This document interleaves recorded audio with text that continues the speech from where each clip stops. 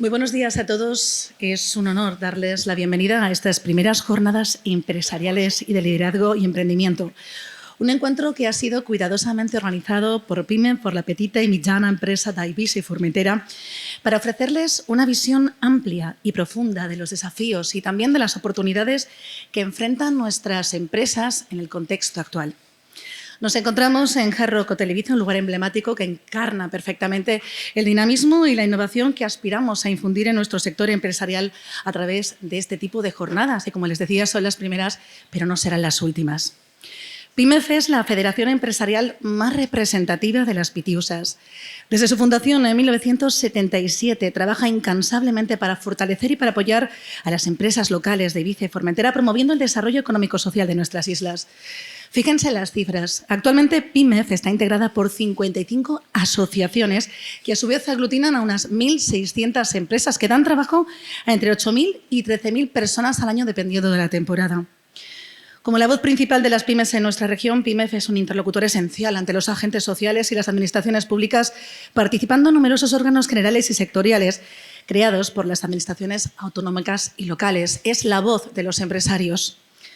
Los intereses de PIMEF incluyen, entre otros, la mejora de las infraestructuras públicas, el fomento del asociacionismo y la solidaridad empresarial, la reducción de la presión fiscal. Precisamente ayer nos remitieron un comunicado para, cuando tengamos que hacer las rentas, pues que tengamos en cuenta, ¿no?, las condiciones de nuestro archipiélago.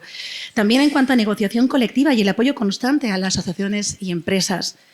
Actualmente PIMEF preside PYME Baleares. Tiene la vicepresidencia de la Confederación Nacional de Pequeñas y Medianas Empresas, de Compymes, y también es miembro del board de la patronal europea SM United. Este encuentro en el que estamos hoy no solamente sirve para dar voz a todos los empresarios de las islas, sino también para despertar nuestro sentimiento crítico, para hacernos pensar y para aplicar algunas de las herramientas que hoy nos den. Y este es un encuentro que no podía celebrarse si no fuese por el apoyo del Consell d'Eivissa y por CaixaBank. Muchísimas gracias por financiarlo y por permitirnos tener a ponentes del nivel que tendremos hoy en este encuentro. Va a ser el primero de varios que se van a organizar a lo largo del año en el marco de un convenio de ayudas establecido por el Consell Insular d'Eivissa y diseñado para proporcionar apoyo financiero y organizativo a nuestro tejido empresarial, permitiendo a nuestras empresas adaptarse y prosperar en un entorno geopolítico y también económico cambiante. A lo largo de esta jornada vamos a explorar las claves para el éxito empresarial definitivo. Este es un tema de gran relevancia que va a ser abordado por nuestros dos expertos invitados, quienes a través de su valiosa experiencia y de sus conocimientos nos van a brindar perspectivas valiosas y estrategias prácticas para navegar los desafíos globales y también para aprovechar las oportunidades emergentes que estos tienen. Adicionalmente, querría informarles sobre las píldoras informativas que PIMEF va a llevar a cabo todos los viernes. Mañana comenzamos con unas y están abiertas a todos los socios, precisamente como sesiones breves para proporcionarnos esa serie de herramientas, información práctica y relevante sobre diferentes temas empresariales y para mantenernos actualizados y bien informados, que es la mejor manera de ser libres y de poder ser grandes empresarios. Son unas jornadas que están abiertas para todos los socios y, como bien saben ustedes, por las circulares que se nos remiten, solo tienen que inscribirse. Sin más preámbulos, si les parece, porque han venido muchos de ustedes y muchísimas gracias en plena temporada y en horario laboral. Yo creo que vamos a dar paso ya a las personas que tienen que inaugurar y abrir estas jornadas para que todos podamos aprender de las mismas. Y para ello me gustaría, por supuesto, invitar al presidente de PIMEF, Alfonso Rojo, quien nos va a proporcionar un poquito más de información sobre convenios de ayudas, sobre el papel de PIMEF para seguir apoyando el crecimiento y la resiliencia de nuestras empresas locales, y a quien pedimos, por favor, que las inaugure formalmente.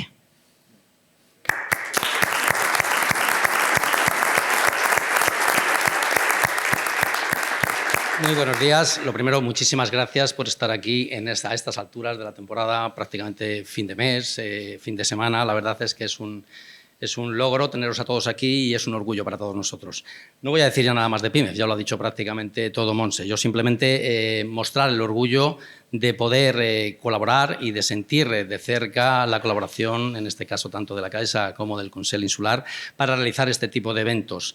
Las pequeñas empresas pues estamos capadas muchas veces pues por nuestro tamaño en realizar mucho tipo de actuaciones. Esto sería prácticamente imposible sin el convencimiento de la Administración de que somos uno de los remos de esta sociedad, y evidentemente yo siempre he dicho que los bancos hace mucho que dejaron de verse verse por los empresarios como una amenaza, pero hay que verlos como un socio, porque tenemos que navegar juntos y lo importante es que las empresas, ya no digo naveguemos, cuando menos flotemos, ¿no? Entonces, sentiros cerca siempre es un alivio. Yo no me voy a alargar mucho. Yo creo que a los empresarios normalmente no digo que no se nos permita, pero no está bien visto que hablemos de política, pero realmente las decisiones políticas a los empresarios nos afectan y muchísimo. Evidentemente, yo como presidente de una federación que es tan amplia, pues estamos abiertos no solo a todo tipo de ideologías, sino a todo tipo a escuchar a todo el mundo, ¿no? Nosotros, cuando creamos con Pymes, la Asociación Nacional de Pymes, teníamos un compañero, pues sigue estando con nosotros, que decía que somos empresarios y los empresarios tenemos que ganar dinero. Evidentemente, estamos para generar empleo, para hacer sociedad, pero la empresa, el fin de la empresa es ganar dinero, no somos ONGs. Entonces, lo que no se nos puede pedir es que no trabajemos para ello. Yo creo que todos tenemos muy claro en las pitiusas, en estos momentos en los que estamos de mucha reflexión, de mucho saber hacia dónde queremos ir y, sobre todo, cómo queremos ir. No vale todo, yo creo que eso lo tenemos muy claro. Yo estoy muy contento de tener dos ponentes aquí hoy de esta talla, porque seguro que vamos a poder hablar de todo, de muchas cosas. Como se cumpla todo el decálogo que os hemos marcado, os prometo que esto es para escribir un libro. Se va a quedar corto el manual de los aviones si sacamos conclusiones de todo esto. Y aquí hay más preguntas que las que tuve yo en octavo y quedé para septiembre. Lo contento estaré que si no lo conseguimos sacar todo, en septiembre os volveríamos a tener aquí. Ya os digo, es un placer, sobre todo poder hablar sin esa polarización que hoy hay en día en la política nacional, en este caso, que yo creo que nada tiene que ver con la sociedad, no tiene nada que ver con las empresas, y para nosotros será un placer pues, poder sacar conclusiones, hablar abiertamente y sobre todo con que nadie nos tache de. Somos empresarios, estamos para generar riqueza entre todos, pero también generar riqueza dentro de la legalidad. No que tengamos que tener que pagar más a nuestros empleados porque se les está especulando con la vivienda y se está trabajando con la vivienda en una economía sumergida brutal, que eso es una lacra que tenemos en la isla. Y entonces lo que tenemos que hacer es poder pagar unos sueldos dignos, pero unos sueldos dignos que a las familias les sirvan para vivir y para ahorrar, no solo para sobrevivir. Y en eso estamos y en eso vamos a seguir trabajando. Muchas gracias.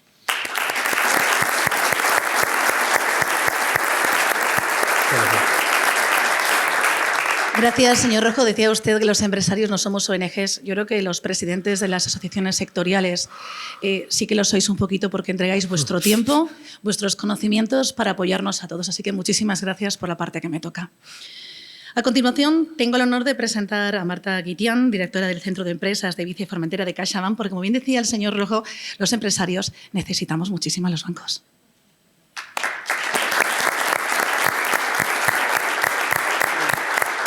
Gracias, Montse. Muchas gracias, Alfonso, por hablar bien de nosotros, que a veces es difícil que nos quieran.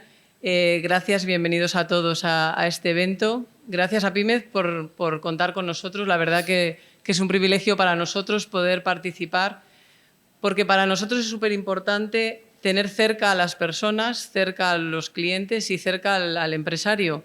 Nuestro plan estratégico en CaixaBank, en este año y en los 3 próximos, tenemos 2 focos fundamentales y uno de ellos es estar cerca del cliente, estar próximo, entender que tenemos que acompañarlo en su crecimiento de las personas particulares y también de las empresas.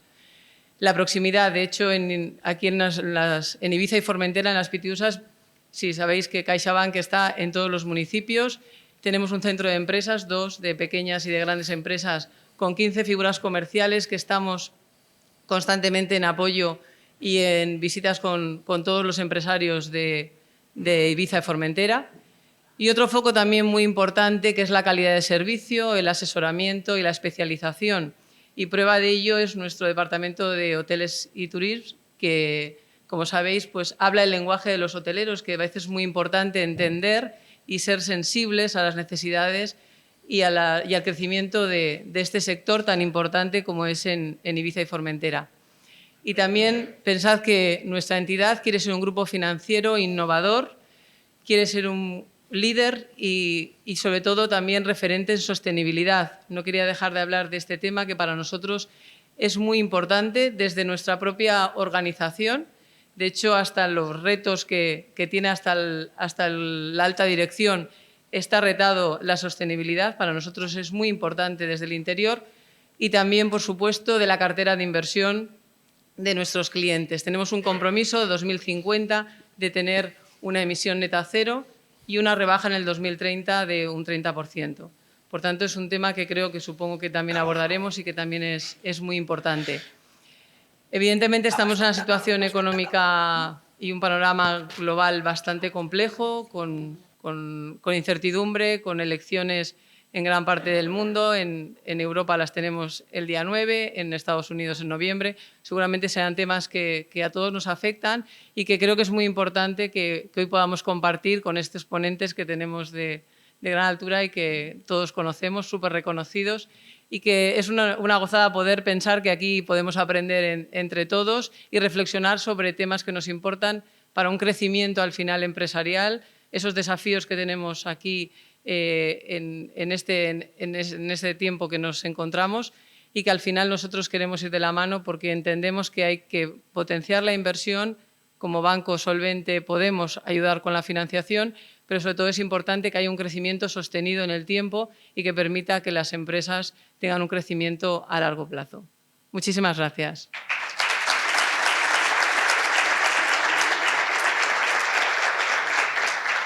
Muchísimas gracias, señora Guitián. Y es el momento ahora ya de inaugurar oficialmente este encuentro para que podamos dar, como decíamos, comienzo al coloquio. Y no podíamos hacerlo sin el presidente del Consell Insular d'Eivissa, don Vicent Marí.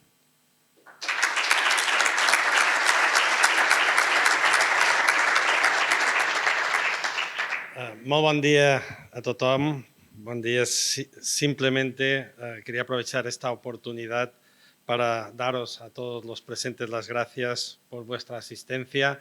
Y sé que estamos, como ha dicho el presidente de PYME, estamos en plena temporada turística y para muchos de vosotros es verdad que es un momento complicado, pero sin duda alguna es positivo e importante poder dedicar un rato precisamente a esto, a compartir y a conocer propuestas o ideas que nos pueden ayudar en el día a día de nuestra actividad empresarial y también, por extensión, en nuestra vida diaria.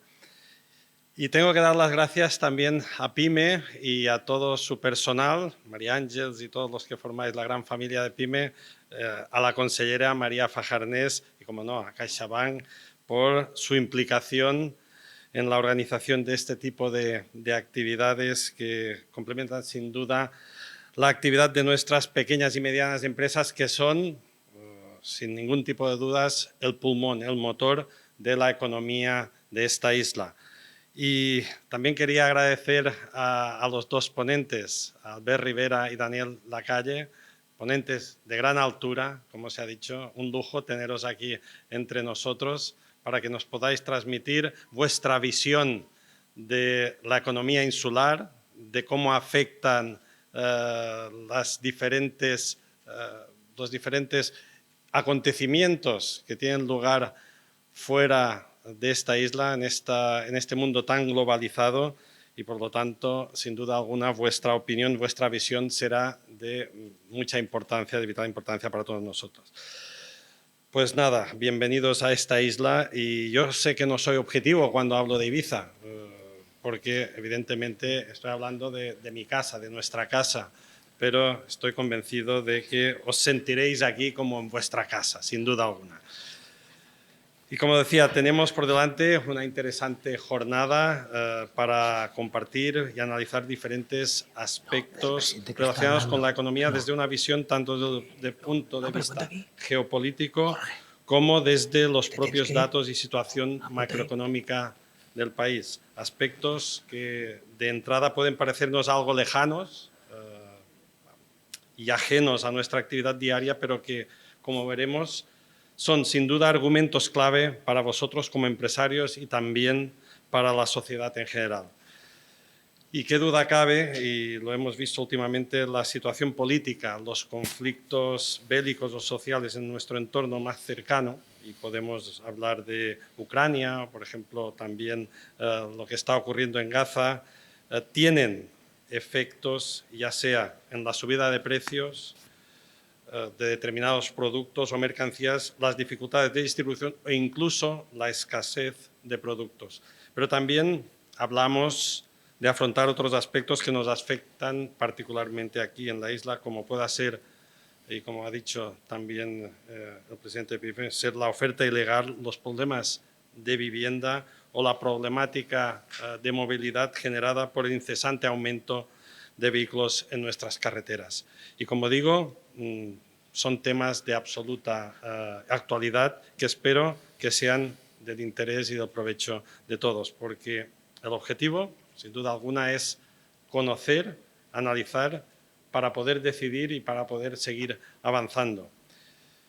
Ibiza, como todos sabemos, es una isla que está su economía basada en el turismo y por ello es tan importante tener en cuenta, estudiar y valorar todos aquellos factores que nos permitan seguir siendo un destino que sea competitivo y sea también un destino de oportunidades, un destino que sea también innovador y capaz de hacer frente a todos los retos que se le presentan. Retos que afiancen el presente y garanticen, sin duda alguna, nuestro futuro de una industria que es el eje vertebrador, tiene que ser el eje vertebrador de la sostenibilidad en todos sus aspectos, desde el punto de vista económico, desde el punto de vista social y medioambiental, y que gestionamos entre todos.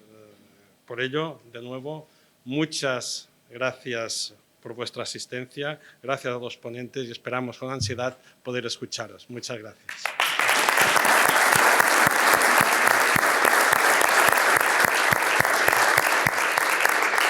Muchísimas gracias, señor presidente. Es un honor contar con todos ustedes en esta cita y, como bien decía el señor Marí, creo que es el momento ahora de que escuchemos a los grandes ponentes de ámbito nacional que nos acompañan. Como bien saben, vamos a presentar una mesa redonda a modo de coloquio, en la que vamos a intervenir no solamente nosotros, sino también después ustedes tendrán un turno de preguntas para lanzar las preguntas que estimen oportunas.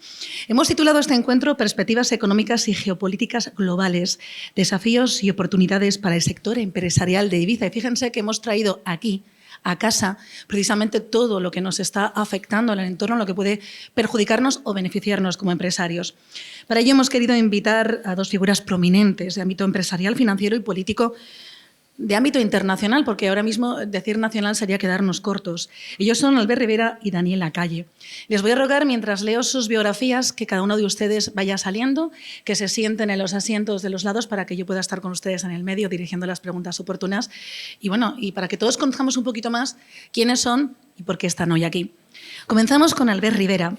Él es un destacado político español y consultor estratégico licenciado en Derecho por ESADE. Antes de su incursión en la política, trabajó en el sector privado, donde adquirió una valiosa experiencia como abogado y consultor, además de brindar asesoramiento legal y estratégico a diversas empresas y organizaciones. En 2006 fundó el partido Ciudadanos, desempeñándose como líder y portavoz.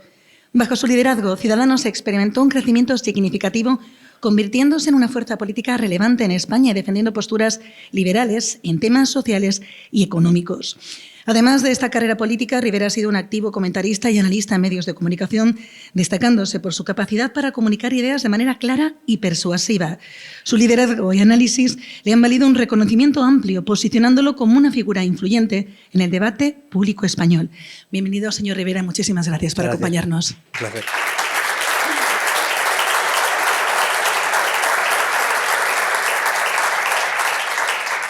Y al otro lado del escenario contamos con Daniel Lacalle. Él es un reconocido economista, gestor de fondos y autor español, famoso por sus análisis económicos y financieros a nivel internacional. Nacido en Madrid, estudió Economía en la Universidad Autónoma de Madrid y posee 2 másteres, uno en Investigación Económica y Financiera por la Universidad Complutense de Madrid y otro en Bolsa y Mercados Financieros por el Instituto de Estudios Bursátiles. Lacalle ha acumulado una amplia experiencia en los mercados financieros internacionales, trabajando en diversas entidades financieras y fondos de inversión como gestor de carteras y también como director de inversiones. Además de su carrera en el mundo financiero, Lacalle es un prolífico autor y conferenciante. Ha escrito varios libros sobre economía y finanzas, cubriendo temas como política monetaria, mercados emergentes, inversión o crecimiento económico. También es colaborador habitual en medios de comunicación, donde comparte sus análisis y opiniones sobre la actualidad económica y financiera. Lacalle se destaca por su enfoque crítico y su habilidad para explicar conceptos económicos complejos de manera accesible. Una perspectiva liberal y una defensa del libre mercado que le han convertido en una figura influyente en el debate económico tanto en España como en el resto del mundo.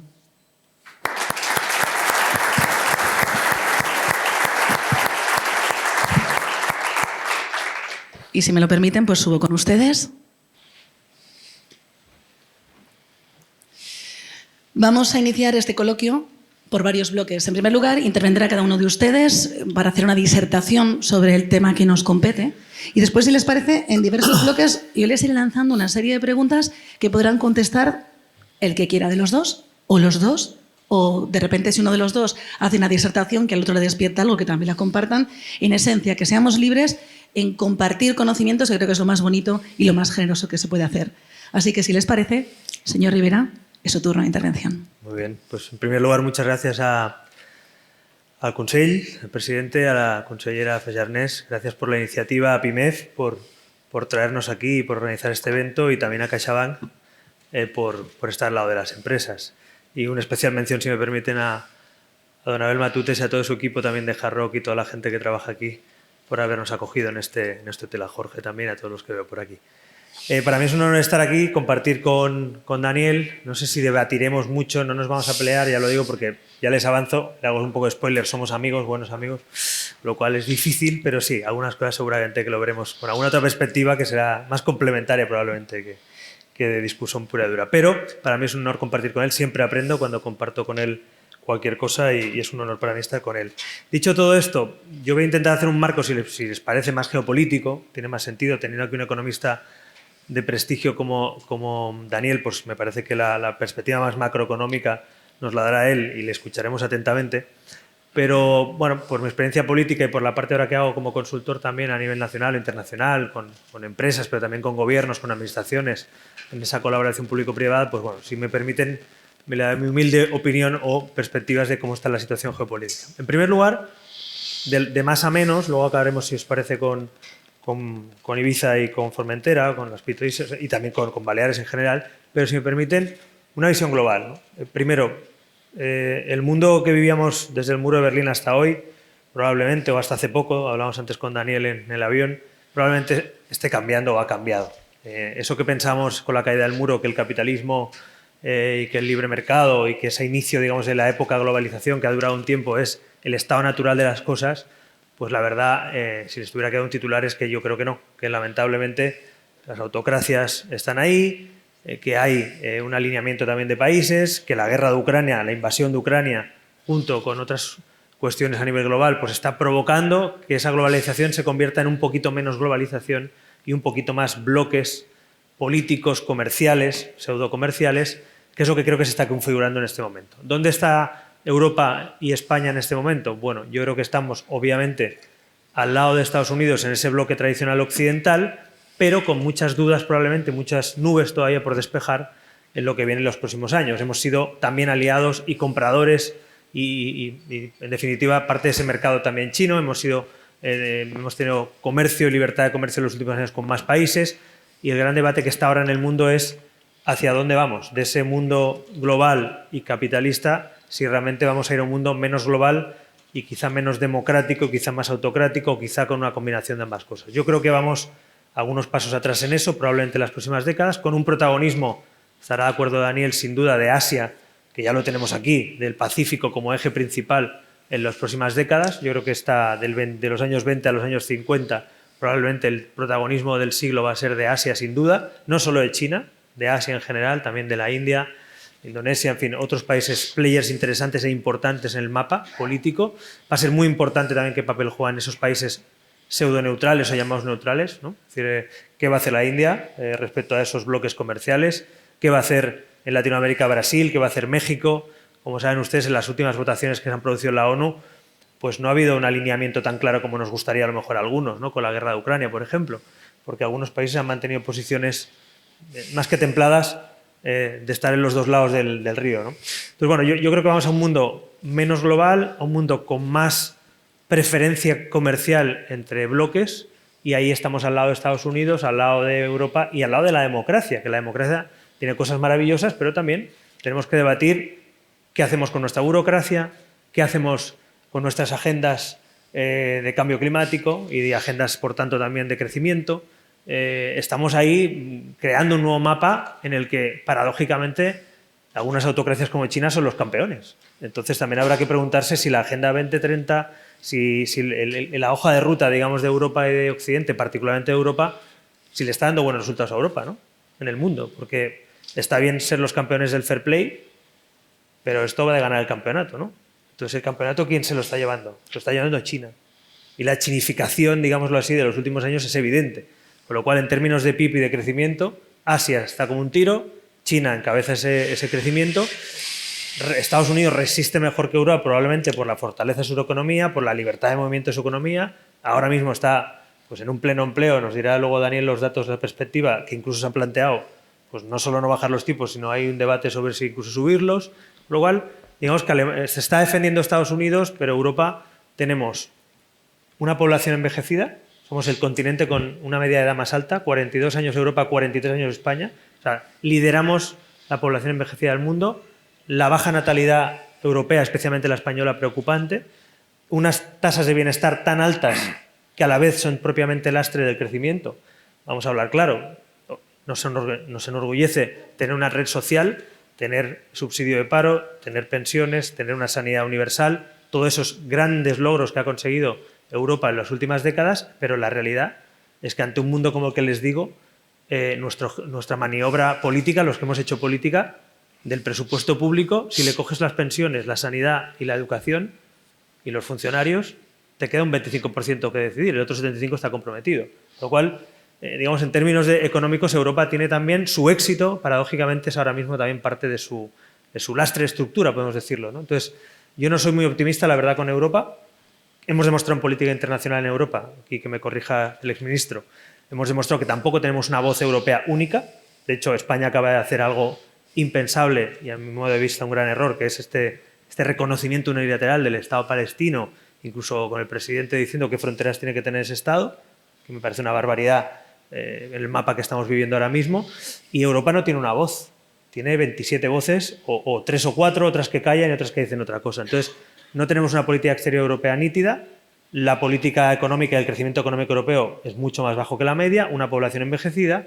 En fin, no quiero darles malas noticias, pero la realidad es que Europa en los próximos 20, 30 años en el mundo va a dar un paso atrás, o está dando un paso atrás, o 2 pasos atrás. En el 2050, probablemente en el G8 solo estará Alemania, en términos de economía, y por tanto eso nos dice también que la Europa hollante de la Segunda Guerra Mundial hasta aquí probablemente está dando paso a una Europa pues un poquito más decadente con un protagonismo de Asia. Les digo todo esto, pero también es una oportunidad. Hemos hablado aquí de oportunidades y riesgos y oportunidades. Bueno, es una oportunidad de mercado. Son ustedes empresarios.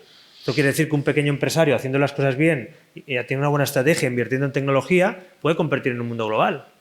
Y cuando tienes buenos productos y servicios, no nos tiene que dar miedo competir.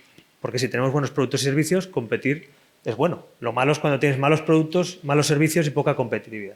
Por tanto, a mí no me da miedo competir, lo que me da miedo es no poder competir, pero también las pymes, especialmente que tienen más dificultades de crecimiento, como ustedes saben, pues tienen que buscar alianzas, tienen que buscar tecnología, tienen que buscar éxitos compartidos para ese mundo global. En un mundo global, ir en una barca pequeña es más complicado que ir en una barca potente o en un transatlántico. Por tanto, la unión de empresas, el incentivo que debería haber, a mi juicio, para que las empresas sean más grandes, para que se unan las pymes y configuren empresas medianas y grandes, ese es uno de los retos para mí de la economía española y europea, sobre todo española. Solo tenemos 4.000 grandes empresas en España. El 98,7% de las empresas españolas son pymes. 98,7%. Solo el 1,3% son grandes empresas en términos de empresa. Lógicamente, luego pesan más en el PIB. Pero es un dato significativo. Tenemos un tamaño muy pequeño en nuestro tejido empresarial y eso nos dificulta también la inversión, el apalancamiento y el crecimiento.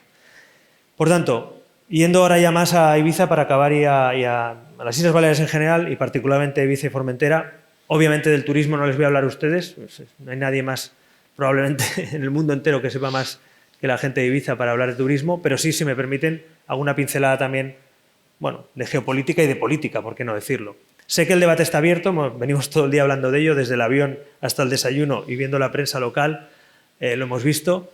Sé que hay un debate abierto sobre el turismo, sé que hay un debate abierto sobre el crecimiento, pero yo les digo una cosa, y Daniel seguro que luego nos contará cosas más interesantes, pero yo soy de Barcelona. ¿Qué quiere decir eso? Yo he nacido en la Barceloneta, no me van a explicar lo que es el turismo, y he vivido en la Sagrada Familia. No me van a explicar lo que es tener autocares rodeando tu casa cada día de japoneses, de chinos, y viniendo a visitar tu ciudad, ¿no? Y les digo una cosa, he vivido la Barcelona de los 90, he vivido las Olimpiadas y he vivido la Barcelona de Colau. Y ya saben ustedes con la que me quedo. Por tanto, primero, está bien detectar los problemas del primer mundo, está bien detectar los problemas del éxito, pero no olviden nunca su éxito. Esta isla es una isla, un ejemplo de éxito mundial. Y algo tendrán que ver ustedes, los empresarios de esta isla, probablemente mucho, y algunos de los políticos que lo hayan hecho bien, tendrán que ver con el éxito. Por tanto, primera premisa, estamos hablando de la gestión del éxito. No dejen ustedes que pasen cosas para gestionar el fracaso. Esto es un ejemplo de éxito. Pleno empleo. ¿Me pueden ustedes decir cuántos lugares de España tienen pleno empleo? Ya les digo yo, ninguno. Prácticamente Madrid, no todos los barrios ni todos los distritos, y poco más. Hay un empleo en nuestro país, como ustedes saben, una lacra, en muchas zonas de España, con un desempleo entre el 15, 20 y 25% que hemos visto incluso en algunas zonas. Que ustedes tengan pleno empleo es un éxito. Que esta sea una marca mundial reconocida mundialmente es un éxito. A partir de ahí el éxito genera a veces necesidad de corrección, necesidad de regulación, necesidad de evaluar con datos y no con opiniones, con datos qué está pasando en Ibiza, quién viene, quién no viene, qué necesita. Pero déjenme un humilde consejo de quien ha nacido en una ciudad que ha sido también marca mundial, como Barcelona, y ha dejado de serlo, entre otras cosas, por políticas restrictivas, por políticas de moratoria y por políticas de turismofobia. Valoren lo que tienen y corrijan lo que necesitan corregir. Asesórense, pidan ayuda, comparen otros ejemplos de otros países, pero no, por favor, no pierdan el norte. No pierdan el norte porque esta es una isla de éxito y las Baleares en general son un ejemplo de éxito, que no hay lugar mejor en el mundo, yo que también veraneo aquí, que mucha gente veranea aquí, que sabemos lo que es estar en Ibiza, en Formentera, lo que sabemos que es esta zona del mundo. Valoren lo que tienen, corrijan lo que necesiten corregir y a por ello. Pero no nos perdamos ni nos dejemos marcar la agenda por aquellos que en realidad lo que no quieren es el mercado, la libertad de empresa, la gestión de empleo, la creación de empleo y la recaudación de impuestos. Ustedes son pagadores de impuestos y generadores de empleo. Así que creo que la voz de los empresarios de Ibiza tienen que decir mucho en los próximos meses de lo que va a suceder en Ibiza. No dejen que la voz que se escuche sea de la que más grita. Porque los empresarios, y ahora me incluyo porque también soy empresario y estoy en el lado otra vez del sector privado, tenemos también que defender nuestros intereses legítimos, nuestra dignidad y, por qué no decir, que dejen ya de insultar todos los días a un empresario de turno porque genera empleo o porque genera riqueza o porque paga impuestos. Creo que hay que dignificar también a los empresarios de este país, no solo en Ibiza, y en Ibiza en particular ustedes tienen que tomar la voz de la mano de las instituciones para pactar, para ayudar, para tener vivienda digna, pero también el empleo digno que existe y el pleno empleo que existe, que nadie se lo cargue. Así que, si me permiten esa última reflexión para Ibiza, valoremos lo que tenemos, que a veces es como la libertad, que uno no se da cuenta que se ha ido hasta que desaparece. Muchas gracias.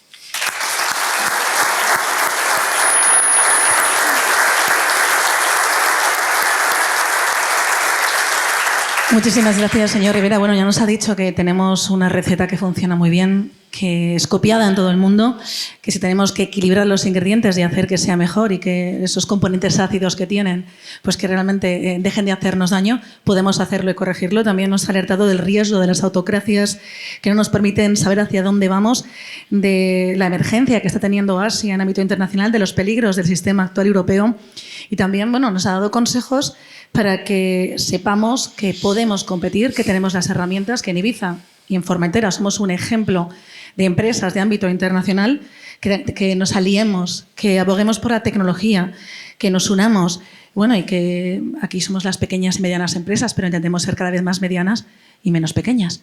Son un poquito las pinceladas. Qué bien resumido, ¿no? Qué maravilla. Muchas gracias. Si un periodista no resume, tenemos que resumir, no inventar. Bueno, no todos los periodistas. resumen, sí, ¿eh? bueno, pero en teoría un periodista tiene que buscar coger su latido y que el resto del mundo lo palpe. Ahora mismo vamos a escuchar el corazón del señor Lacalle. Muchísimas gracias, muchísimas gracias. Muchísimas gracias al Consell, muchas gracias a PIMEF y a Caixa y también un saludo muy cordial a todos los que estáis aquí y muchas gracias, Abel, por venir a unirte a nuestra charla y por este sitio maravilloso en el que es la segunda vez que vengo y siempre es un gusto estar. Yo creo que si nosotros miramos la economía ahora mismo, pues estamos viviendo lo que es la colusión entre los datos agregados y lo que percibe la gente, ¿verdad? Si uno mira los datos de Estados Unidos, la economía de Estados Unidos crece al 2,5%, el empleo está a niveles del 3,9% de paro, la economía va maravillosamente, ¿no? Y, pues anoche mismo en Making Money, en Fox News, nos comentaban que el sentimiento de los ciudadanos es el peor en los últimos 50 años, ¿no? La confianza del consumidor. ¿Qué es lo que estamos viviendo? Lo que estamos viviendo literalmente es lo fácil que es dopar el Producto Interior Bruto con gasto público y con deuda. 2 trillones billones europeos de déficit público en Estados Unidos, 1,5 billones de PIB.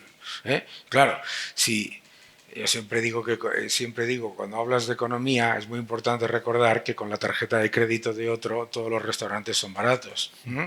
Entonces, a mis alumnos siempre les pregunto, ¿qué es mejor? ¿Una economía que crece al 2,5% y aumenta la deuda pública en un 5,1% o una economía que crece al 0,3% y reduce la deuda pública a un 4%? Y la respuesta pues no parece evidente para la gente y sin embargo para mí sí lo es muy claro, ¿no? La primera se supone que es España y la segunda se supone que es Alemania.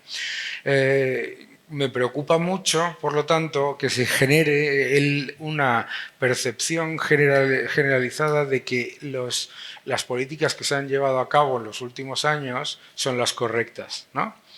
¿Y por qué? Entre otras cosas, porque yo recuerdo en el año 2007 en Atenas, cuando se vanagloriaban de que Grecia era el motor de crecimiento del mundo. Claro, crecía al 6,7%, ¿no? El año anterior, etcétera. Es muy importante, por lo tanto, no solamente mirar el activo, sino el pasivo, ¿no? Cualquier empresario de vosotros no se le ocurre pensar hemos aumentado las ventas un 5% si hemos aumentado la deuda un 30%, ¿no? Yo creo que es importante tener eso en cuenta. ¿Por qué? Para entender cómo han funcionado las políticas que se han llevado a cabo después de la pandemia. Aquí se ha hecho la mayor salvajada de la historia monetaria jamás vista. En el año 2020, entre marzo y septiembre, en la eurozona se creó más dinero que en toda la historia del euro previa, en esos meses, ¿de acuerdo? La impresión masiva de dinero, que es gasto público, ¿de acuerdo? ¿Qué es lo que generó? Lo que generó es que hoy tenemos un nivel de inflación persistente mucho más preocupante, ¿no? La inflación es siempre un efecto monetario. La inflación no viene de que los empresarios suban los precios. Ni siquiera si todos los empresarios se pusieran de acuerdo en subir los precios, harían que los precios agregados subiesen, consolidasen la subida y siguiesen subiendo. Lo único que hace que eso ocurra es la pérdida del poder adquisitivo de la moneda. Y lo que tenemos es un problema monetario muy importante que ahora parece que van a bajar los tipos de interés. No solamente no se ha arreglado, sino que encima si bajan los tipos de interés pues le estás poniendo más gasolina al fuego. Es importante entender todo esto porque la inflación, como decía Ronald Reagan, es el precio de las cosas que el gobierno te decía que eran gratis. Y esto es muy importante entenderlo también porque los norteamericanos estaban muy contentos cuando les enviaron un chequecito impreso de la nada de $1.500 y ahora les cuesta un 30% más todo lo que pagan. ¿no? Tenemos que ser conscientes de esa pérdida de poder adquisitivo porque es la razón por la que hay una divergencia tan grande entre la confianza del consumidor y los datos agregados. Fijaos qué curioso. Aparentemente la economía española crece a un 2% y sin embargo la cifra de ventas de las empresas ha caído un 6,5% en lo que va de año. Aparentemente la economía española crece un 2% y los márgenes empresariales han caído un 4%. Aparentemente la economía española crece un 2% y la renta disponible de los ciudadanos ha bajado un 3% en lo que va de año, casi un 16% en los últimos 4. Es decir, eso que llaman políticas keynesianas, eso que llaman apoyo del Banco Central, fondos Next Generation, etcétera, no sale gratis, se paga siempre. Se paga siempre y se paga A, con más inflación, B, con menos crecimiento, C, con menor renta disponible y menos salarios reales, o las 4 cosas a la vez. Y tenemos que ser conscientes de todo eso porque cada vez que hay una contracción económica, parece que la única solución es que se imprima más dinero y que se gaste mucho más. Y eso es una gigantesca transferencia de renta y de riqueza de los sectores productivos a los sectores improductivos. No es ninguna casualidad, por lo tanto, que la productividad en la zona euro esté cayendo. No es ninguna casualidad tampoco que los fondos Next Generation no funcionen, ¿no? Aquí hay empresarios de todo tipo que estoy convencido, y no os conozco a prácticamente ninguno, que no habéis visto un euro de esos fondos Next Generation, que se han ido a cosas tan importantes como la empresa pública de trenes. ¿What? O sea, ¿qué problema ha tenido el sector público en financiarse en los últimos 20 años? Cero, ¿no? Entonces, ¿cuál es el problema que yo veo? Pues veo que en la Unión Europea miramos a Estados Unidos, miramos a Asia, vemos que Estados Unidos crece, vemos que Asia crece y en vez de fijarnos en las cosas que hacen bien los norteamericanos y los asiáticos, vemos las cosas que hacen mal y decimos, esa me gusta. He oído que los chinos subvencionan a las empresas ineficientes. Eso. He oído que los norteamericanos van a subir los impuestos. Eso. Luego no lo hacen los americanos y nosotros sí, ¿no? Que esa es la otra, ¿sabes? Ha dicho Biden que hay que subir los impuestos. Entonces todos subimos los impuestos y los americanos dicen todavía no. Y entonces ya nos lo han colado. El gran problema de la Unión Europea es que las grandes tendencias globales que tenemos en la economía, la tecnología, el cambio demográfico y la sostenibilidad, es que está perdiendo en todas. ¿De acuerdo? ¿No? Porque ¿no se me oye?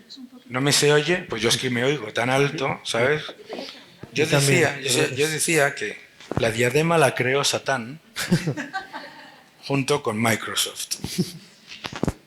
Bien, ahora se oye. Ahí en los asientos baratos me decís que sí. Bien. ¿Qué estaba diciendo? Tendencias globales. 3. La tecnología, la demografía y la sostenibilidad.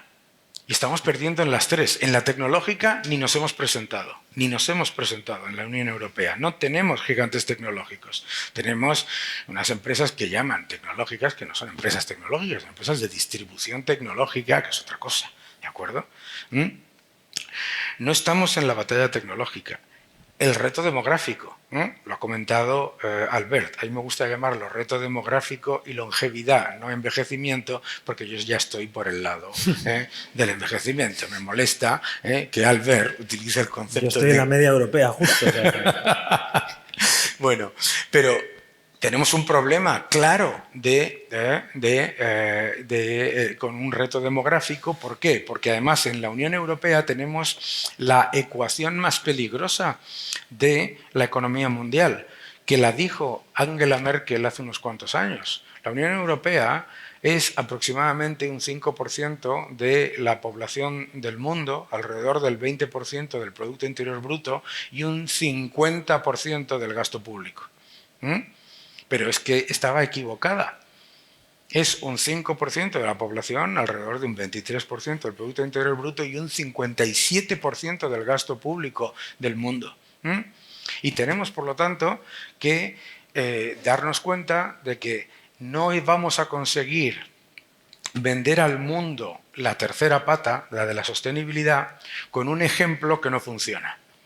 Si yo el 1 de enero, como pasa todos los años, decido apuntarme a un gimnasio para estar más fuerte, para hacer un poco de deporte, para sentirme mejor, y llego al gimnasio y veo al gimnasio hecho una porquería y al monitor que se me presenta famélico y ojeroso y fatal, pues no me apunto. Y el problema de la Unión Europea es que le está presentando al mundo un modelo que es de no crecimiento, no productividad, no empleo, porque la Unión Europea tiene más del doble de paro que Estados Unidos y en Estados Unidos no están contentos con el suyo, y además empeoramiento de los sectores industriales, del sector, del sector primario, etc.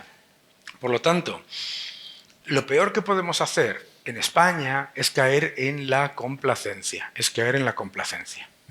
porque esto ya lo hemos vivido. ¿De acuerdo? Lo de decir, jajaja, estamos en la Champions League. La última vez que estábamos en la Champions League nos fuimos donde nos fuimos. Tenemos que ser conscientes de los grandes retos. ¿Cuáles son las grandes ventajas de la economía española ahora mismo? Récord de turismo, lo que estáis viviendo aquí ahora. Maravilloso, maravilloso. Tenemos un récord de turismo, tenemos unas empresas exportadoras que han salido fuera y que están aprovechando el crecimiento mundial y lo hacen muy bien. Pero entre 2019 y 2023, la economía española, la inversión ha caído un 5%. El consumo de las familias está plano. Y lo único que se ha disparado de manera absolutamente brutal, un 17%, es el gasto público. ¿De acuerdo? Y nos hablan de crecimiento, pero el PIB per cápita no crece. Estamos con un crecimiento de PIB per cápita del 0,3-0,4%. Claro, a mí, con todos respetos, el PIB en sí mismo me da igual si viene un montón de gente que añade a ese PIB, ¿de acuerdo? Por eso me interesa el PIB per cápita. Y tenemos que ser conscientes de las oportunidades que tenemos en el mundo. Número uno, todos los retos geopolíticos que ha comentado Albert no son una excusa para hacerlo peor. Son una oportunidad para poner un cartel, invierta usted aquí. Número dos, todo el entorno que nosotros estamos viendo en el mundo, lo que tenemos que hacer es atraer esa inversión en vez de desplazarla. No se consigue aumentar la productividad si se subvenciona la baja productividad. Y número tres, yo voy muchas veces a Oriente Medio y yo nunca he ido a Arabia Saudí y jamás he escuchado a nadie decir que está en contra del petróleo. Lo digo porque ustedes aquí deben valorar su petróleo, que es el turismo. Debemos valorar el petróleo que tenemos, la enorme suerte que tenemos de que España está consiguiendo niveles récords de turismo y ser conscientes de que que el turismo es nuestra tarjeta de visita. El turismo es absolutamente todo para el mundo. La gente conoce Ibiza, conoce Barcelona, conoce Madrid gracias al turismo, no gracias a que Daniel Lacalle o Albert Rivera den una conferencia, que también. Pero es importantísimo darnos cuenta de las ventajas competitivas que tenemos y de crecer y fortalecernos en lo que somos buenos y además mejorar. Y tenemos esa gran oportunidad, Pero esa gran oportunidad no va a venir ni de repetir las recetas equivocadas del pasado que siempre nos llevan al exceso de complacencia y luego a quejarnos. Y lo más importante, lo que no nos podemos meter es en una espiral de intentar copiar a los que peor lo hacen. Yo, cada vez que tengo un debate económico, me dice alguien, estamos en no sé dónde con respecto a la media de la Unión Europea. ¿Y a mí qué me importa? Es como decir que estás junto con los 7 que han suspendido en la clase. No, la Unión Europea no es el ejemplo que nosotros nos tenemos que poner y mucho menos, como se está haciendo ahora, compararnos con Francia, que lleva 3 décadas en estancamiento y que no ha tenido un presupuesto equilibrado desde 1977.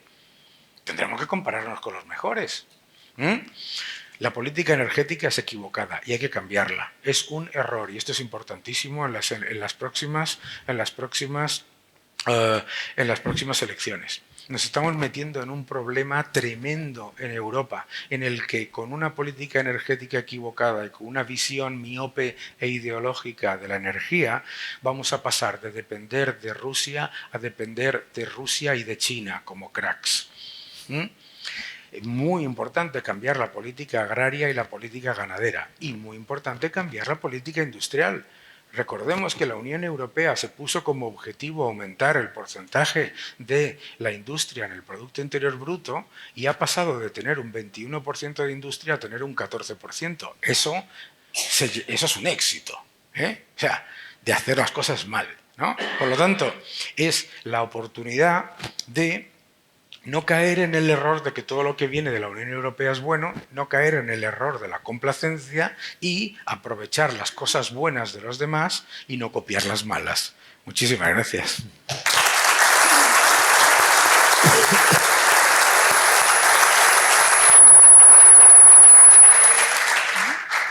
Ahora me toca resumir esta disertación. Bueno, a grandes rasgos nos ha hablado de la colisión entre los datos agregados y lo que percibe la gente. Es decir, que la economía parece que avanza, pero nuestra calidad de vida empeora por el déficit, la inflación persistente y los pasivos. Nos ha hablado de muchísimas cifras, muchísimos porcentajes, que parece que en España la economía crece un 2%, pero las ventas bajan un 8%. Y también nos ha recordado que las ayudas siempre se pagan, como ocurre cuando pedimos una ayuda a un banco. Al final hay un 30% de lo que después nos cuesta sufragarlas. Nos ha hablado de nuestro particular petróleo, del turismo, y nos ha pedido que lo mimemos, que lo protejamos y que recordemos que es nuestra carta de visita y que no caigamos en la autocomplacencia. Y luego también, bueno, menos mal que nos ha sacado algunas sonrisas haciendo alusión a lo bien que copiamos, lo mal que lo hacen los demás, o a los grandes problemas que tenemos que afrontar no solamente en España, sino en el resto de Europa, que son la tecnología, la demografía y la sostenibilidad. Añado aquí que cuando Francia se quedó paralizado, nacía PIMEF, para que no nos quedásemos paralizados en las Pitiusas en el 77, y también que somos un modelo de no crecimiento que tenemos que variar. Muy bien. Era difícil, ¿eh? Oye, está muy bien, ¿no? Las ventas caen un 6, no un 8, pero bueno, lo demás está bien. No voy a justificarme porque soy de letras y rubia, porque creo que en este foro con tantos empresarios sería vulgar. No pasa nada. Llega la parte más fácil para mí, que es la de las preguntas. Bueno, realmente ustedes nos han puesto sobre la mesa el panorama en el que nos encontramos. Nuestra realidad muchas veces no es la más amable y no es la que queremos escuchar, pero creo que es imprescindible que conozcamos dónde estamos, cómo somos, a dónde vamos, para que podamos equilibrar, como decíamos, esa receta tan buena, tan positiva que tenemos en las Pitiusas. Y ahora vamos a traernos a casa todos esos ingredientes para ver cómo lo aplicamos, cómo los pequeños empresarios podemos llegar a ser un ejemplo. Así que, si les parece, vamos a comenzar con el primer bloque sobre entorno económico global. Yo voy a lanzar 2 preguntas y ustedes, el que quiera de ustedes, la cogerá y la siguiente irá para el otro, si les parece bien, o si los dos quieren responder sin ningún problema. Venga, pues comenzamos. Según ustedes, ¿cuáles son los principales desafíos económicos globales que las empresas de Ibiza debemos tener en cuenta en los próximos años? Yo creo que el primero es la pérdida del poder adquisitivo de la gente, ¿no?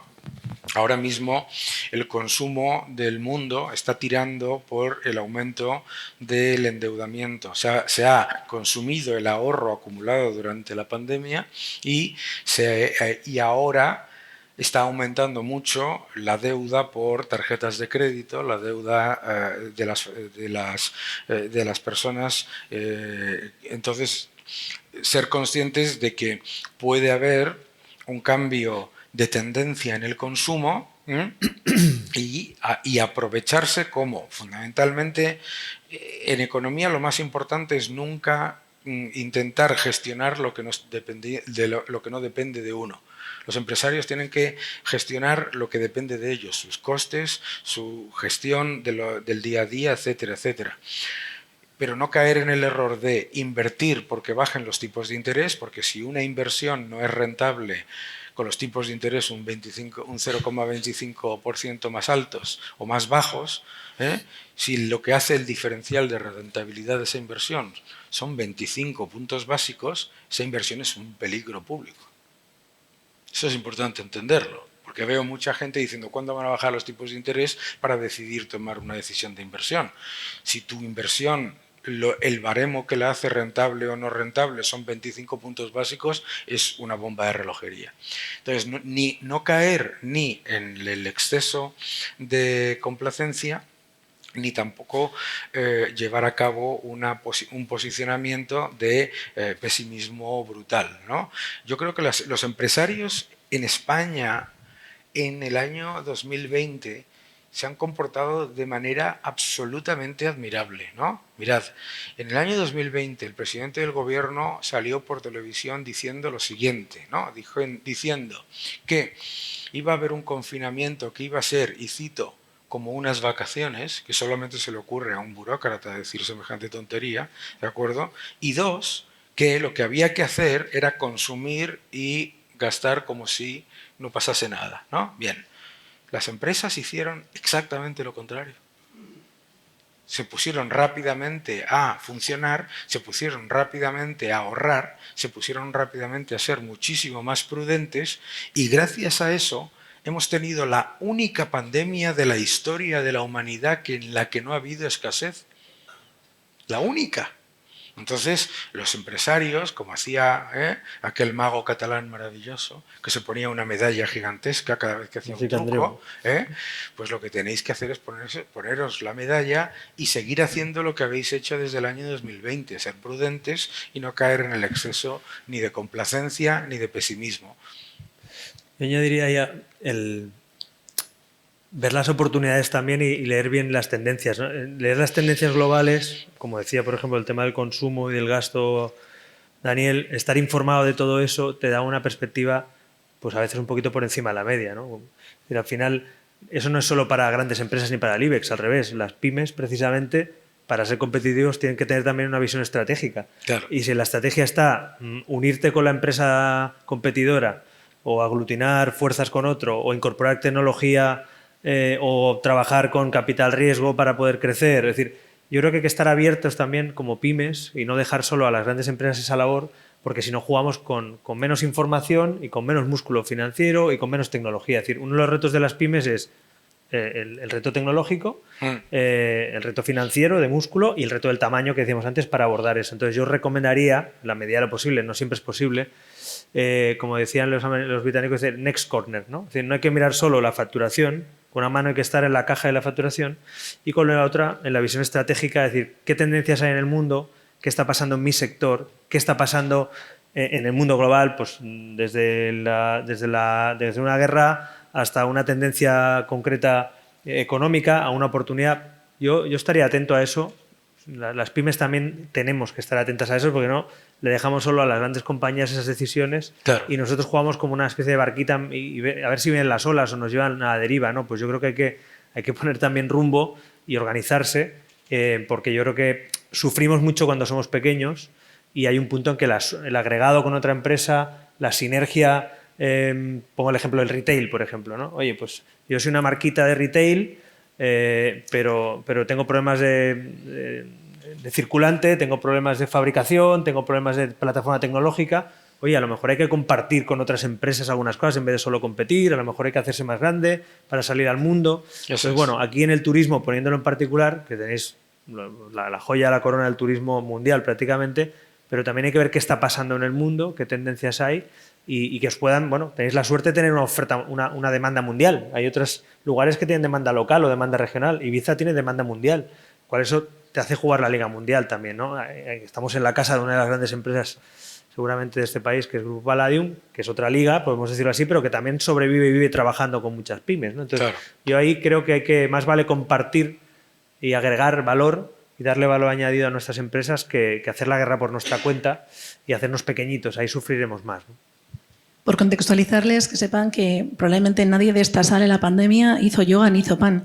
Yo creo que muchos de ustedes son empresarios, hicieron Virguerías. y mucha comunicación de crisis y sobre Claro. todo fueron muy solidarios. Yo creo que en Ibiza tenemos una cosa, un tejido empresarial dispar, tal vez al resto de España, que es al ser un enclave tan internacional y tener a empresas internacionales, es verdad que tenemos una visión más global de las cosas, se generan muchas sinergias, que es muy positivo por los consejos que nos daban, y yo creo que fuimos una isla muy solidaria y por eso estamos aquí tan recuperados. Y luego, pues permíteme, tú que también estás en el mundo de la comunicación, o sea, en un mundo como el actual, que el mercado es global, la tecnología y la comunicación es muy importante. Claro. Porque tú te vendes al mundo hoy en día con un perfil en una red social. Si haces una buena labor, no solo eso, obviamente, si tienes un buen producto, un buen servicio, no solo hay que hacer bien las cosas, hay que contarlas. Sí. Hay que contarlas bien. Entonces, si tú tienes un buen producto y servicio y lo cuentas bien, hoy te conoce el mundo entero. Antes te conocían los de Ibiza, los de Formentera, y como mucho los de la península. Ahora te puede conocer el mundo entero.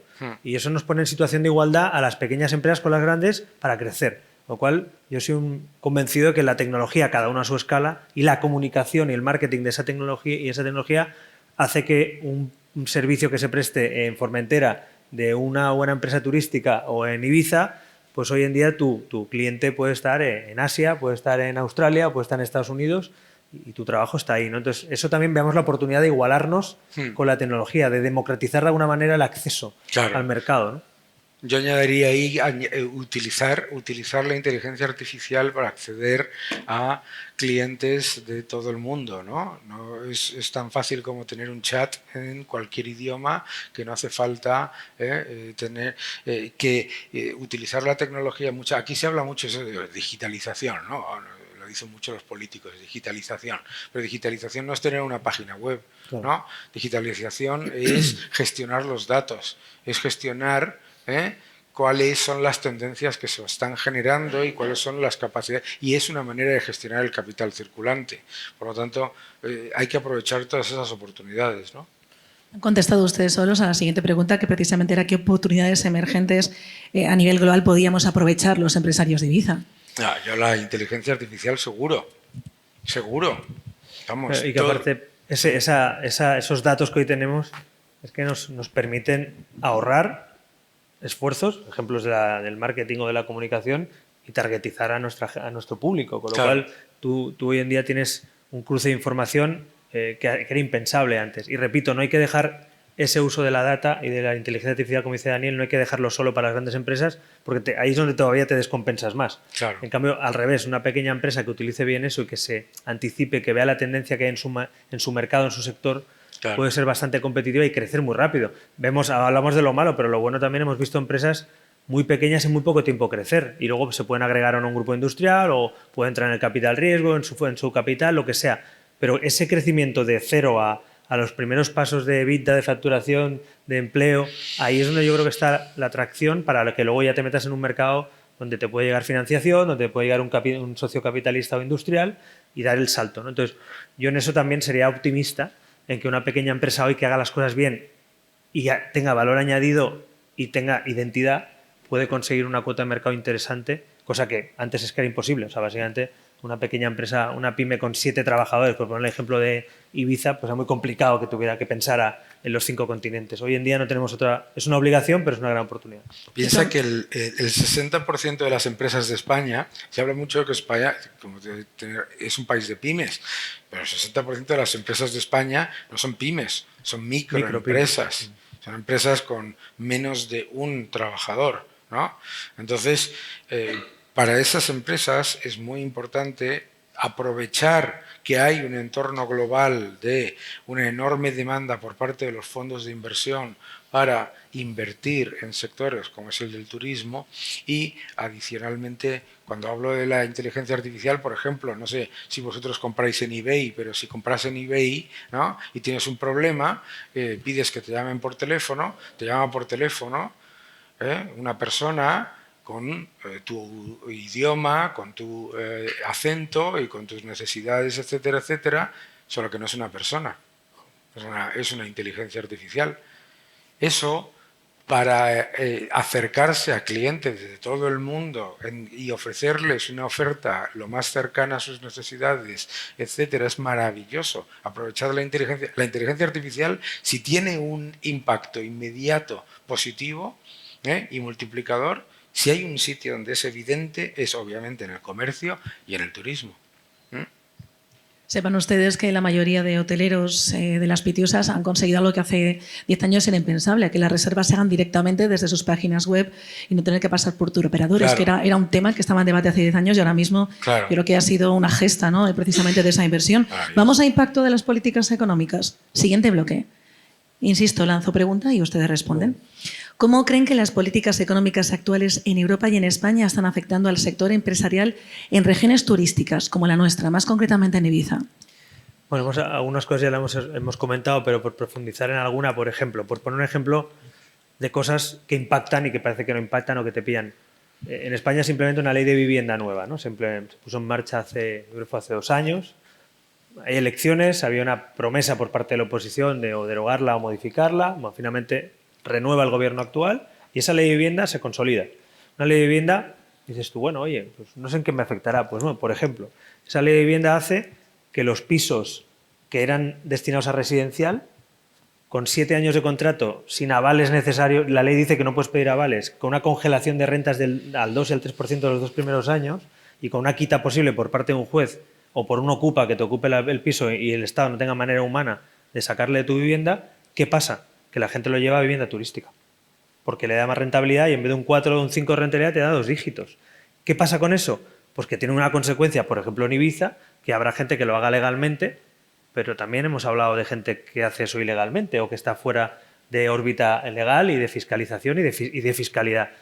Pongo una consecuencia de algo que dices, uy, han cambiado la vivienda, a mí no me afecta. Bueno, sí que afecta, porque eso tiene una consecuencia que hay una correlación y te lleva a que la vivienda turística es la única que para muchos, legítimamente, también lo entiendo, si lo haces legalmente, dices, oiga, yo con mi piso hago lo que quiero, si tengo 3 pisos en el barrio Salamanca, pues mire, lo hemos comentado justo antes, Daniel, lo comentábamos antes, oye, pues yo antes sacaba 4 o 5% de rentabilidad en residencial, con esta ley me revientan el mercado residencial, me voy a turístico y luego lo divido en 2 o en 3 y lo arrendo y te sacas 10-12% de rentabilidad con la ley en la mano. Entonces, ¿eso es bueno o eso es malo? Hombre, la ley de vivienda es mala, ya lo digo, pero tiene una consecuencia en Ibiza, por ejemplo, con la vivienda turística, con la gente que se sale de la ley, del marco de la ley, por eso decía antes lo de corregir, no prohibir sino corregir. Oye, si hay gente que está haciendo algo ilegal o alegal, pues hay que poner el foco en eso para que los que lo hacen legalmente sepan que están protegidos también. Porque si los que cumplimos la ley en este país últimamente, cumplir la ley no sale a cuenta, y sale más a cuenta que te hagan una amnistía, te indulten o que te redactes una ley a medida para que te quiten los delitos, es un mensaje letal para la sociedad. O sea, oiga, pues eso mismo lleva a otro terreno. Oiga, si yo puedo ocupar un piso y me doy de alta en no sé qué de estos de telecomunicaciones y alego que es mi domicilio, y la ley, el constitucional dice que no puedan parar a los propietarios, pues el derecho de propiedad es un derecho teórico, pero el ejercicio del derecho a la propiedad y sus prerrogativas no están protegidas. Eso hay que decirlo. Oiga, si usted no me garantiza que yo tengo un piso y si me lo ocupan yo no puedo actuar y el ocupa está protegido y el propietario no, oiga, la propiedad se diluye. El derecho a la propiedad se diluye y una de las grandes garantías de las grandes naciones del mundo y de la historia de la democracia, una de ellas es el derecho a la propiedad, la libertad y la seguridad jurídica. Entonces, pongo un ejemplo de cosas que dicen no me afecta a mí en Ibiza, no me afecta a mi informalidad, sí que te afecta.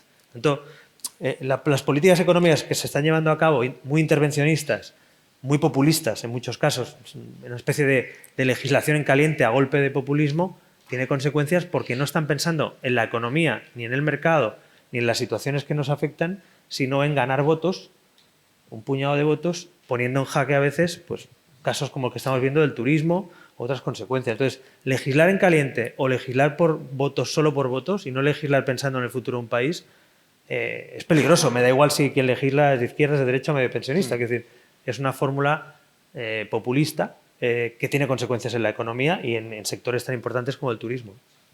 Las políticas siempre afectan, ¿no? Yo estuve el otro día en una reunión con la Asociación de la Empresa Familiar y me decían, bueno, pero a mí ¿en qué me afecta todo esto? Pues a usted le afecta en todo. ¿En qué le afecta la política monetaria? Pues bienvenido a un 20% de inflación acumulada en 4 años. ¿En qué me afecta la política agraria? 1 euro, una barra de pan. ¿En qué me afecta la política industrial? Que tiene usted la factura energética un 200% más cara que la de un chino y un 150% más cara que la de un norteamericano. Claro que le afecta. Entonces, la idea de que las políticas no afectan es muy cómoda desde el punto de vista de decir, bueno, a mí eso me da igual y yo no me meto. Pues deberías meterte, porque te están robando. Y deberías meterte porque en un país de microempresas y pymes, un aumento del 50% de los costes laborales es una monstruosidad. Eso es directo a tu P&L, ¿no? En un país que tiene un tejido empresarial de pequeñas y medianas empresas, microempresas, etcétera, un aumento del 25% de los costes regulados en energía, ¿te afecta? Claro que te afecta, ¿eh? Y te afecta mucho. Y luego hay otro factor que te afecta muchísimo. En España, según PricewaterhouseCoopers, no me voy a olvidar de decir la C, un empresario pasa el 49% de su tiempo cumplimentando labores burocráticas. Esto es una brutalidad. Eso cuesta dinero, ¿vale?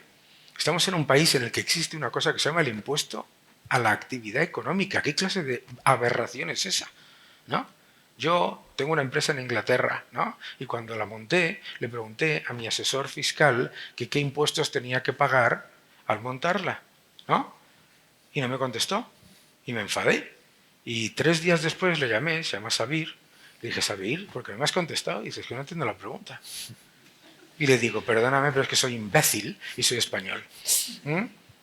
Claro. Pues dice, ¿cómo vas a pagar impuestos si todavía no has empezado a generar una sola libra de ingresos? ¿No? Que a mí me cuesta para el mismo salario neto un trabajador en Reino Unido un 20% menos que un trabajador en España. Y luego se preguntan, y luego te dicen que aquí hay récord de empleo. A mí es que me enerva eso, ¿no? Entonces, claro que te afecta en el coste de la energía, te afecta en el coste de los insumos, te afecta en el tiempo que dedicas a funcionar, te afecta en el capital circulante, que es lo que más empresas mata en España. En España tenemos 50.000 empresas menos que en el año 2019, 50.000 empresas menos que han muerto por capital circulante. ¿Por qué? Porque son empresas que a lo mejor no tienen mucha deuda o ninguna y que simplemente porque aumente el periodo de cobro de sus ventas, ¿sabes? Bueno. Desaparecen. Entonces tenemos que ser conscientes de que todas las políticas afectan y que un gobierno solo puede hacer 2 cosas, facilitar o frenar. Entonces tendrás que elegir los gobiernos que faciliten, porque los que frenan solo frenan. Y entonces pensad que con el récord de turismo que tenemos ahora y con la actividad turística que tenemos ahora, si España de verdad fuese como un cohete, no estaríamos creciendo al 2%, estaríamos creciendo al 4,5%. ¿Entendéis? Coged la actividad turística con respecto al Producto Interior Bruto, ponerla en récord, y coged el resto de actividades y ponedla al equivalente del resto de la OCDE. No estaríamos... El 2% es una basura, sobre todo cuando un 60% viene de aumento de gasto público. ¿Veis? Entonces, claro que afecta. Te afecta en todo. Te afecta en tus ventas, te afecta en tus costes, te afecta en los costes laborales, te afecta en tu capacidad de contratar, que cada vez es más difícil contratar en este país, y te afecta en tu capacidad de sobrevivir, que también es un gran problema porque, oye, las empresas no todas tienen éxito y sobre todo no puedes acarrear los costes del fracaso de una empresa en la creación de la siguiente, que es otra aberración que no existe en otros países, ¿no? Yo añadiré una reflexión más general, pero que es para, en un foro como este, básicamente de empresarios, pequeñas y medianas empresas. El último dato, creo que fue el año pasado, que es un dato escalofriante en términos sociológicos, hay 500.000 empleos más ya dependientes de las administraciones públicas que de las empresas. Ojo, eso es un dato aún peor, porque la tendencia es a crecer. ¿Eso qué quiere decir? Que las clases pasivas dominan el voto. Y si las clases pasivas dominan el voto y las clases productivas solo son la gallina de los huevos de oro, pero no son mayoritarias en las urnas, si tú eres, yo que soy candidato a presidente de gobierno, ¿qué hace un candidato a presidente de gobierno o un partido político si la mayoría de sus votantes son clases pasivas? ¿Tú qué haces? ¿Bajas los impuestos, bajas la cuota de autónomos o subes las pensiones y el sueldo de los funcionarios? ¿Qué haces si quieres ganar las elecciones inmediatamente? No, si piensas en el país, bajas los impuestos, facilitas el crecimiento económico a las empresas y bajas las cuotas de autónomos y el coste de contratación. Pero si piensas en el país, si piensas en las siguientes elecciones, da igual de qué partido seas, y lo digo quizá el menos sospechoso, pero también es un debate que se produjo en mi partido. Imaginaos los que tengan votantes más pasivos que productivos. Yo tenía más votante clase productiva, menos votante pasivo. Pero otros partidos tienen claramente más clase pasiva que productiva en el voto. Oiga, por poner, no sé, imagínense el presidente de gobierno. No digo que lo haya hecho, pero igual ha pensado que es mejor subir 9 puntos las pensiones que bajar el IRPF o que bajar las cotizaciones sociales a los autónomos. No sé. Y lo ha hecho. 9 puntos las pensiones. O igual piensa que es mejor asegurar una firma a 3 años antes de las elecciones y subir el sueldo a los funcionarios 9 puntos en 3 años, asegurarlo por escrito. Igual sí. Claro. O igual es mejor subir el salario mínimo aunque destruyas empleo allí donde el salario mínimo es exagerado. En algunas provincias de España, no es el caso de Ibiza, pero en algunas zonas de España llegar a pagar 1.200 euros de salario, en vez de que lo fije el empleado y el empleador, lo fija el Estado. Y en todos lados. Claro, pero es una reflexión de... Si tú has creado medio millón de puestos de trabajo y 350.000 son puestos del sector público y la economía ha crecido 2,5 puntos, has destruido empleo, mi querido amigo. Porque claro, al sector público le da exactamente igual cuál es el coste del salario mínimo y cuál es el coste laboral, porque te lo está pasando a ti por otro lado. Pero yo lo que añadía, Daniel, perdona que te interrumpa, es que tiene una consecuencia democrática, no solo económica. Claro. Es que, voy ahí, si la democracia es una democracia de opinión y tú convences a la gente para que te vote o no en función de lo que propones, resulta que cuando yo tengo que proponer cosas, me va a penalizar si propongo cosas. Si en vez de subir 9 puntos las pensiones, ese dinero lo dedico a inyectarlo en las clases productivas, en la reducción de impuestos, en aligerar los costes salariales, a lo mejor crezco y puedo pagar las pensiones en un futuro. Pero este modelo perverso en el que tú el incentivo es cortoplacista y populista, hablando claro, en el que tú compras votos en vez de pensar en el largo plazo, nos lleva cada vez más a políticas y políticos, lo siento, que yo he estado 12 años en política, pero te lleva cada vez más a políticas cortoplacistas que dices, da igual que endeudes al país, que claro, lo que tú decías, da igual que las pensiones estén quebradas y nadie lo diga. Oiga, el modelo de pensiones actuales, lo siento, es una estafa piramidal. Es una estafa piramidal. Nos están diciendo que hay que cotizar para pagar las pensiones y tú no tienes garantizado ningún derecho a las pensiones. Eso lo cambia un burócrata mañana o un legislador y nos quedamos sin pensiones. ¿Que me parece muy bien contribuir con las pensiones? Sí. Pero hay que ponerlas en su justo lugar y explicarle la verdad a las personas que somos adultos. No, pague usted las pensiones de hoy porque así al futuro y para su... No, oiga, mire, los que están hoy cobrando las pensiones se lo habrán currado y tendrán derecho a ello, pero los que venimos por detrás creo que nos merecemos buscar un modelo sostenible en el que no comprometamos el 30, el 40% del presupuesto público con pensiones, porque estamos lastrando también la flexibilidad del país. Entonces, a mí me preocupa mucho democráticamente, me preocupa muchísimo, digo, no veo un líder político ni un partido que tenga incentivos para pensar en la clase productiva, porque es minoría. Sois minoría, somos minoría, es decir, no somos mayoría. Voy a ser optimista.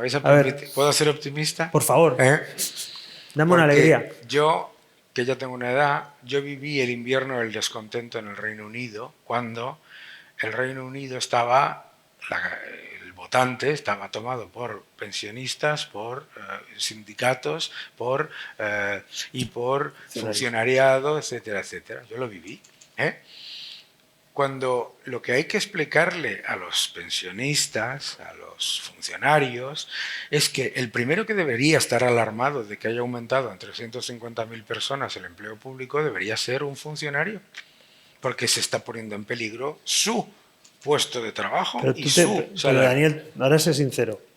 ¿Tú crees realmente que cuando un gobierno firma un acuerdo con 9 puntos de subida de salario a un funcionario, dímelo sin decir nombres, ¿Tú crees realmente que la mayoría de funcionarios españoles piensan No, esto está muy mal porque pone en peligro mi sueldo? Ahora ¿O piensan, no. qué bien, tengo un 3% Ahora más no. de sueldo? Digo yo. Ahora no, ¿por qué? Porque ahora todo el mundo se cree que 2 más 2 suman 22, que es lo Ya, que ya. estamos escuchando todos los días. Claro, ahora no, pero hace exactamente, estamos hablando de 13 años, sí. Quiero decirte que a la gente decirle la verdad no es un problema. La cuestión es que hay que decírsela. Ahora, si como tú dices, no por ni siquiera es por tacticismo político, sino porque hay toda una panda de desorientados ahí asesorando, diciendo que no debes decir esto, que no debes decir lo otro, y que hay por favor, y que no sé qué. Entonces, claro, ¿entiendes? Claro, si hay uno que dice que 2 más 2 suman 22 y el de al lado dice, no, hombre, no, qué exageración, 2 más 2 suman 21. Ah, perdone, ¿eh?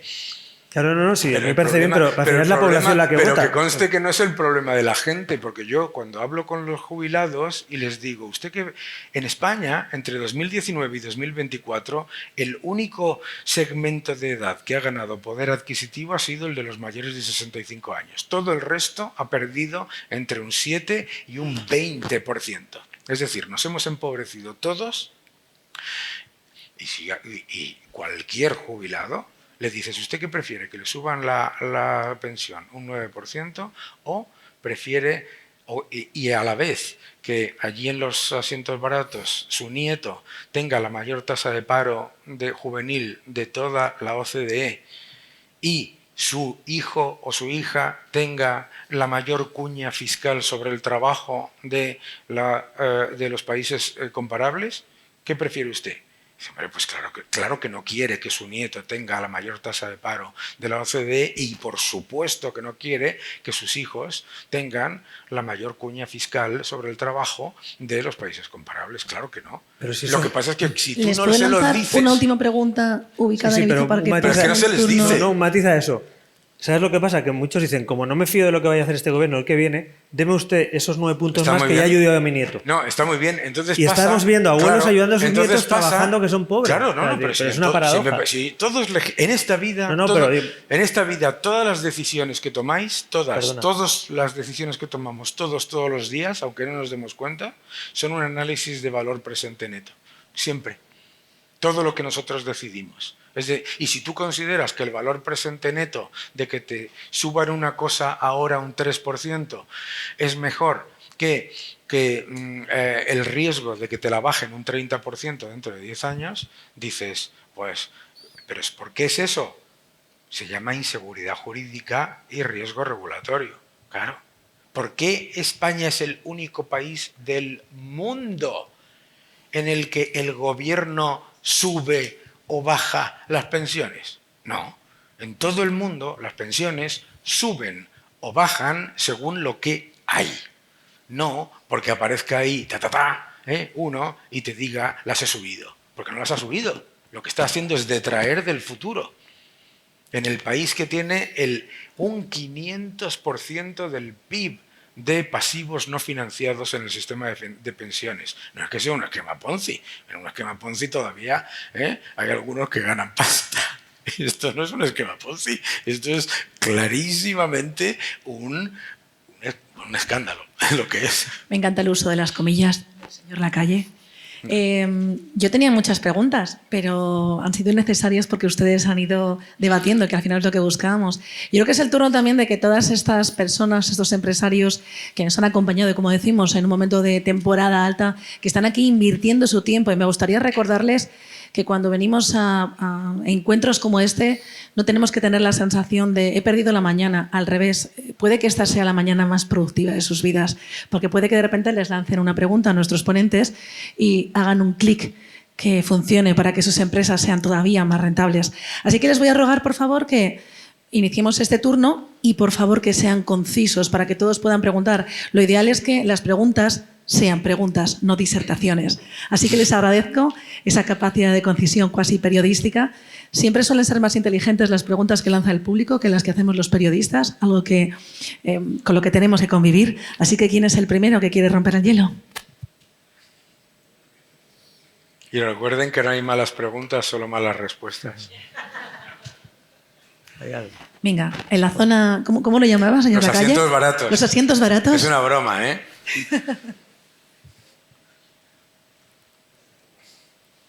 Buenas, mi nombre es Roque García, tengo 19 años, soy estudiante de ingeniería en la UPV. A lo mejor soy un poco infiltrado aquí, pero bueno, me ha brindado la oportunidad Dani, que es joven empresario.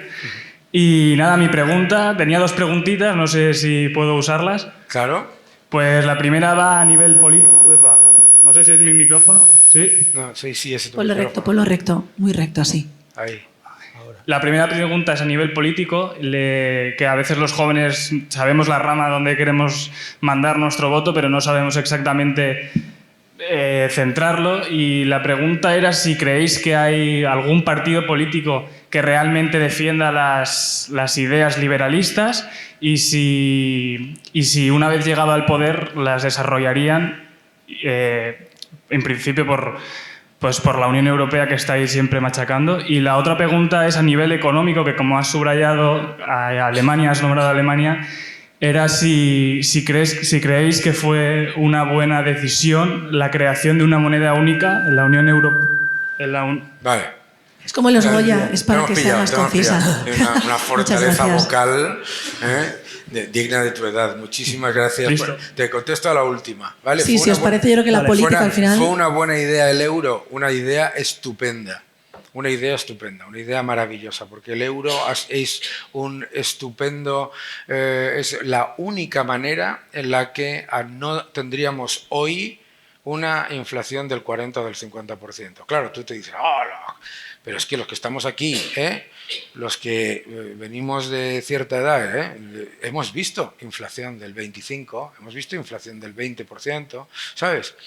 Entonces, mucha gente dice, claro, es que con el euro no se puede depreciar la moneda. ¿Y eso qué es? Empobrecerte, ¿no?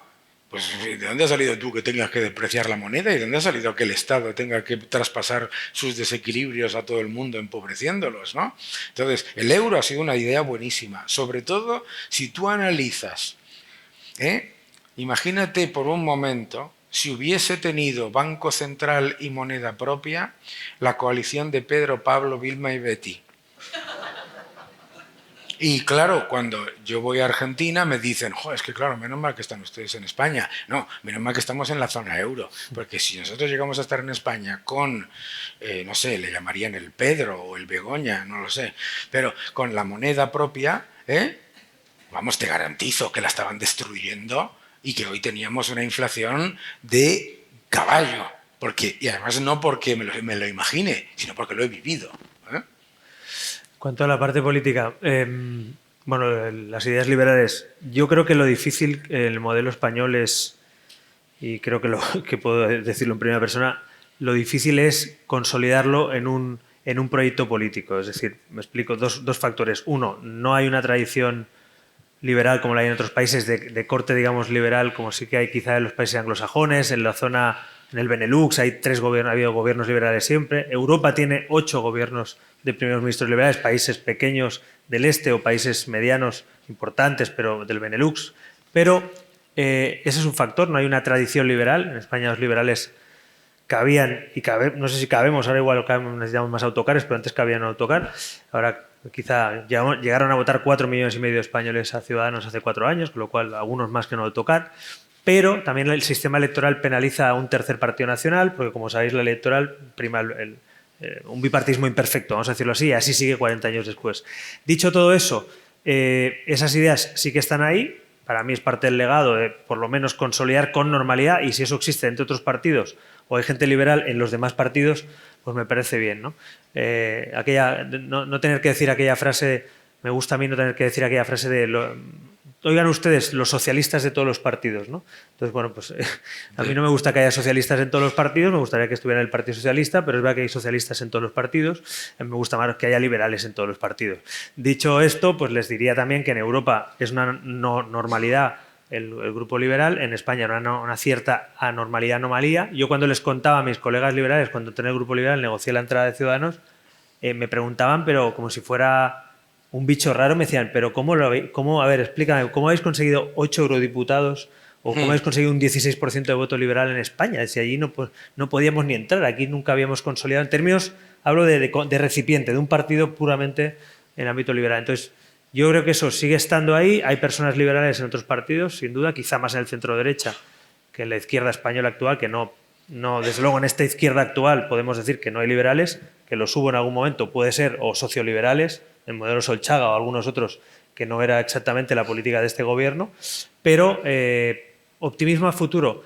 Creo que decir la verdad, decía antes Daniel, decir la verdad no puede penalizar, ojalá, pero parte de lo que hemos dicho aquí, las clases productivas, las clases pasivas, los impuestos, el Estado, la dependencia del Estado, el endeudamiento público, hay un mainstream donde la izquierda actual ha situado en el terreno de juego sus cartas, ha puesto las reglas de juego en la comunicación política y estamos todos alrededor jugando en ese terreno de juego. Para mí, una de las grandes virtudes de un partido liberal es, y debería ser en un futuro, cambiar ese terreno de juego. Un terreno de juego donde hablar de política de libertad de mercado, de libertad de comercio, hablar de políticas monetarias, como hablaba Daniel con esa claridad, no fuera una cosa rara avis, sino parte del ecosistema político y público, ¿no? Entonces, parte de esa labor, a los que estéis ahora en política y queréis coger esa bandera, por favor, cogedla con fuerza, porque el viento suele venir por un lado y acaba llevándose esas banderas. Y la pregunta concreta, señor... Va a venir de vosotros, porque las ideas de la libertad en las redes sociales ganan por goleada. Y es porque la gente joven las entiende y las valora mucho más que los que estamos más en la parte de trincar de lo que quede. La pregunta concreta, señor Rivera, le preguntaba si había un partido liberal al que podamos votar en estas europeas. Yo no ha dicho ninguno. Estoy jubilado, ¿no? Yo estoy jubilado. Te está preguntando su opinión. Estoy jubilado y además, otra cosa que lo digo muy en serio, yo, como he sido candidato, presidente de un partido, diputado, respeto profundamente a los partidos políticos y cuando uno decide marcharse un partido no está de jarronchino opinando todos los días lo que tiene que hacer por aquí y por allá. Oye, si te vas de la política te vas y si no te quedas o haces de comentarista como hacen algunos. Yo no he querido hacerlo y no lo voy a hacer ahora. Y otro matiz importante, estamos en campaña electoral, no se me olvida, y soy muy respetuoso con lo que voten los ciudadanos que decidan libremente a quién quieren votar. Bueno, pues siguiente pregunta de nuestro público. Como siempre, le rogamos con concreción y que diga a quién se la dirige. Espere, que le traemos el micro. Es una pregunta muy sencilla, que es el título de la conferencia es Desafíos y oportunidades. Y me sorprende, a mí, a título personal, que no se hable de un desafío, que es una gran oportunidad, que es la educación. Porque estamos en un círculo vicioso en España como sociedad, que eso se traslada a la economía, pero a nivel político nunca se habla de la educación. Al final, yo considero que yo soy padre de 3 hijas y es una medida a largo plazo, no es a corto plazo. Los políticos, desgraciadamente, siempre hablan a corto plazo y es una realidad, pero a largo plazo nos olvidamos, por eso nuestra sociedad se empobrece, es mi opinión. Pero, ¿qué papeles ven ustedes que debe jugar la educación de nuestros pequeños? Porque al final serán los que tomen las decisiones del futuro. Y en esta, al final, tiene un impacto muy grande en la economía. Si creamos gente inteligente, toman decisiones inteligentes y nuestra economía se vuelve más inteligente.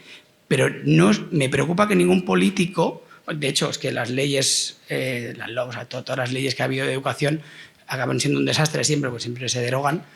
Pero ¿cómo lo ven ustedes dos?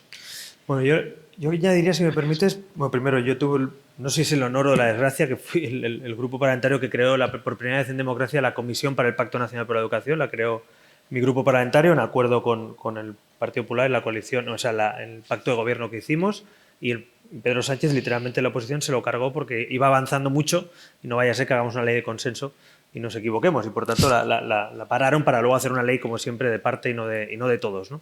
Y eso lo he vivido en primera persona y lo puedo contar. O sea, eso fue así, se creó una comisión, pasaron expertos, comparamos con otros países, un año trabajando y todo el garete, porque se salieron de la comisión finalmente el Partido Socialista y nos quedamos Partido Popular y nosotros, que estábamos bastante de acuerdo en muchas cosas, pero no podíamos sacar la ley por una ley orgánica que necesita, como saben, mayoría absoluta, y no la teníamos. Segundo, yo añadiría educación y formación en general, porque yo creo que estamos en un mundo, y lo verán ustedes, no hemos hablado aquí, yo hablo en otras conferencias sobre todo de talento y de liderazgo, pero aquí, sinceramente... ustedes... Perdón que interrumpa. Pero, es que disculpes, oye, es que a las empresas se nos obliga mucho a formar, pero no se exige lo mismo a los políticos. Creo que es más importante que las empresas que formen, digo, no los políticos, sino obviamente el gobierno. ¿Que el gobierno forme a quién? Que monte un marco educativo para que la sociedad se forme. Vamos. Careful what you wish for, my friend. No, ni se te ocurre. O sea, es como, a mí me dicen muchas veces, es que se debería enseñar economía en la escuela. Y yo digo, no, porque ¿quién te iba a enseñar economía a ti? Pues que te diga que 2 más 2 suma 22, que el Estado lo hace todo, que los impuestos pagan la educación y la sanidad, y esas chorradas que son todas mentiras, ¿sabes? Entonces, no. Mira, la educación es muy importante, importantísima, pero en España tenemos algunas de las mejores, no algunas, tenemos las mejores escuelas de negocio del mundo, y además, yo doy clase en una, y además tenemos una enorme formación de enorme calidad, que es muy, muy valiosa. Y la gente en España no está mal formada. El problema en España es la siguiente frase. Yo tengo que trabajar en lo mío, que es una idiotez, ¿vale? Que es que la gente estudia una cosa y se cree que eso es lo que le va a dar un trabajo durante 30 años, ¿vale? Y eso es una rémora del pasado de un sistema educativo organizado para que un 20% de la población activa fuese al sector público, otro 20% a las empresas semipúblicas y el otro 60% a microempresas. Por lo tanto, lo que tienes que preocuparte no es de la educación, porque no puedes hacer mucho desde el punto de vista de la educación reglada que se impone desde el Estado, ¿vale? Sino de qué es lo que se puede hacer desde la educación que no está impuesta desde el Estado. Y ahí hay una enorme calidad. Y segundo, lo importante son los valores. Y los valores no se aprenden en el sistema educativo, se aprenden en la familia. Bueno, yo añadiría eso o algunas cosas que ha dicho. Yo sí que creo que el Estado tiene un papel regulador que no quiere. Yo creo que los valores cívicos, cuando en vez de manipular enseñas lo que es la libertad, lo que es la igualdad, lo que es una Carta de Derechos Fundamentales, lo que son los derechos humanos o la Constitución, yo propuse que hubiera una educación constitucional, como se tiene en Estados Unidos. Poco sospechoso Estados Unidos de ser intervencionista más que España. Y tiene una asignatura donde se enseñan la Carta de Derechos y Libertades, es decir, básicamente el derecho constitucional. Bueno, pues yo sí que creo que hace una educación cívica, pero como dice, estoy de acuerdo con Daniel, la educación cívica no es lo que diga el partido de turno y el ideólogo de turno. Esos son los valores fundamentales de la democracia, de la libertad, de la economía de mercado y de nuestro modelo de civilización. Eso sí que creo que sería bueno que lo estuvieran. Pero dicho eso, volviendo a lo que decía él, la formación lo decía porque antes había que formarse efectivamente y capacitarse para una... No, yo soy abogado, yo soy arquitecto, yo soy médico. La realidad hoy es que podemos saber qué empezamos a hacer en nuestra trayectoria profesional. No, lo que no vamos a saber cómo vamos a acabar y si esa profesión va a seguir existiendo. Con lo cual hay que nacer estudiando y formándose y vamos a morirnos formándonos. O sea, en el mundo que vivimos, yo vaticino que muchos de nosotros en los últimos años de nuestra vida nos estaremos formando. Porque hay que formarse cada día y hay nuevos empleos que desaparecen. Eso me pasó una vez con un taxista en una televisión pública, que alguno lo vería por ahí, me preguntan, yo defendí la libre competencia con las VTCs, me montaron un pollo los taxistas y tal, o sea que bueno, pues es lo que pasa por estar en política, es por meterte en política, niño, no te metas en política, decía mi abuela, pero bueno, me metí y me preguntó un taxista, señor Rivera, ¿usted qué va a hacer con mi empleo si llega el presidente de gobierno? Primera pregunta, un panel de ahí, Ana Rosa Quintana, por la mañana, todo el mundo viendo, y yo pensaba, la gota digo, ¿cómo le contesto a ese señor sin que se ofenda mucho, pero diciendo la verdad? Ese equilibrio difícil, ¿no? Le digo, bueno, mire, primero, usted tiene un empleo que es taxista, es conductor, sí. Digo, su problema no va a ser, si yo soy presidente de gobierno, no va a tener un problema. Digo, la realidad es que usted, a lo mejor, su profesión no existe de aquí a 10 años. Digo, pero el problema no es el conductor de Cabify o Uber. Su problema es que sean coches autónomos. Y por tanto, su problema es tendrá que recapacitarse en otra profesión. Digo, si yo llego a presidente, mi compromiso es que el Estado, en vez de dilapidar dinero en fondos de formación que no se han producido, ha sido corrupción, le ayudará a usted con su perfil y con su currículum a buscar formación con la colaboración público-privada y que usted se forme de otras profesiones. Es decir, si usted era taxista, pues ahora tendrá que ser otra cosa. Y eso, si usted le dice a algún político que le promete que va a ser usted taxista toda la vida, le miente. Y hay políticos que han prometido en campaña, y a la alcaldesa que me refería antes, que les venía a decir a la gente, no, aquí VTCs no, a ver, yo si soy alcaldesa les prometo que Vamos a taxista para proteger, siempre. vamos a Claro, proteger. oiga, pues taxista para siempre no, porque el señor que hacía cabinas telefónicas ya tampoco hace cabinas telefónicas. Y el que hacía cartas todos los días, pues han descendido las cartas y hay más emails. Entonces, no podemos parar la evolución ni la tecnología. Y la inteligencia artificial, mucha gente dice, no, es muy malo para el empleo. Va a haber una crisis, una transformación brutal. Pero para el PIB de la economía, y como decía antes Daniel, para el crecimiento de las empresas, va a ser una gran aportación. Que habrá gente, que yo no soy abogado, dejará de ser abogado y ser otra cosa, o que las demandas la hará la inteligencia artificial, que ya las hace. No. Claro, pasará, pero la obligación es de recapacitarnos permanentemente. Y el Estado, en vez de gastárselo en otras cosas, o en vez de hacer fondos y cursos que no sirven para lo que tiene que servir, la recapacitación sería qué tiene o qué puede hacer el Estado o qué tiene que dejar de hacer para que un empresario pueda formar a una persona o un trabajador se pueda formar en otra profesión. Eso ya sé que es duro, porque es mucho más cómodo pensar que vamos a hacer todos los años nuestra profesión y que nos jubilaremos, pero ustedes que son autónomos, empresarios, ¿qué nos van a decir a nosotros de reinventarnos? ¿No? Entonces no tengamos miedo a volver a ser o a utilizar lo que hemos estudiado para ser otra cosa. Oiga, a mí me vino muy bien estudiar Derecho para estar en política y me vino muy bien estudiar Comunicación, Oratoria para ser diputado, pero ahora me viene muy bien haber vivido la vida pública para ser consultor y asesorar a directivos o a empresas, y me he formado en varias disciplinas y seguramente acabaré haciendo otra cosa de la que hago hoy en mi vida. No pasa nada, a mí no me da miedo. Lo que sé es que tengo que formarme cada día. Y esto es lo que los políticos, a mi juicio, deben decir también a la población, en vez de engañarles como si fueran adolescentes, decirles la verdad, que es que los oficios aparecerán, desaparecerán, que hay grandes oportunidades y que las empresas vais a tener un papel importante. ¿Que se obliga a la empresa a formarse?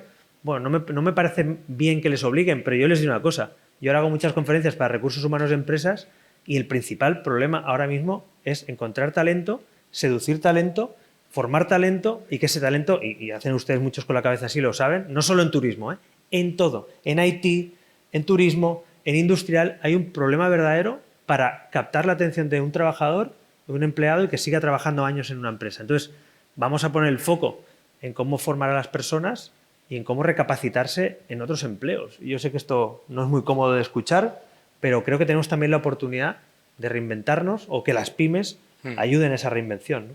Tenemos cabida para una pregunta más. Recordarles, por cierto, que PYMED todos los viernes nos va a seguir formando, que bueno, que estamos Pues me todos parece abiertos muy a bien. hacerlo.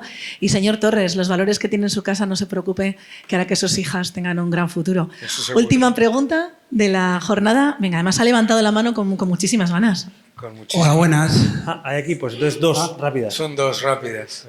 Yo lo digo a María Ángeles. Hay dos micros. Si queréis que sean dos rápidas, Un sed aplauso, todos un rápidos. aplauso al señor del micro. Muchísimas gracias.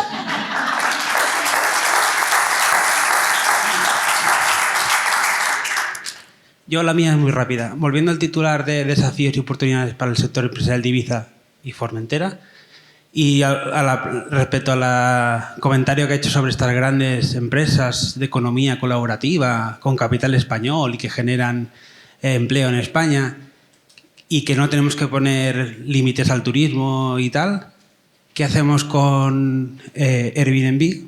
Porque usted ha dicho que es muy legal que una persona tenga su piso en el barrio de Salamanca y lo alquile turísticamente y tal, pero es que lo haga en la calle Aragón de Ibiza, en el centro, todo el mundo decida alquilar turísticamente, pues para el hotel de turno es una... que lo haga. Y sobre todo que lo haga ilegalmente. Bueno, que yo sepa, he dicho No es claramente ilegal. que hay que perseguir la ilegalidad, entonces no me ponga usted cosas que no he dicho justo lo contrario. Que la gente que cumple la ley tiene que saber que el que no la cumple tiene penalización y el que la cumple tiene premio. Creo que he dicho eso, ¿no? Lo segundo, esas empresas que son Uber, yo no tengo problemas con decirlo, Uber, Cabify, Bolt, todas esas empresas, claro que creo que los usuarios y los consumidores tenemos derecho a elegir cómo nos movemos por el mundo. Como tengo derecho a elegir Iberia, o tengo derecho a elegir Air Europa o quien crea. Ahora bien, lo que no puede haber es competencia desleal, donde unos paguen impuestos, otros no paguen, unos tengan reglas, otros no la tengan.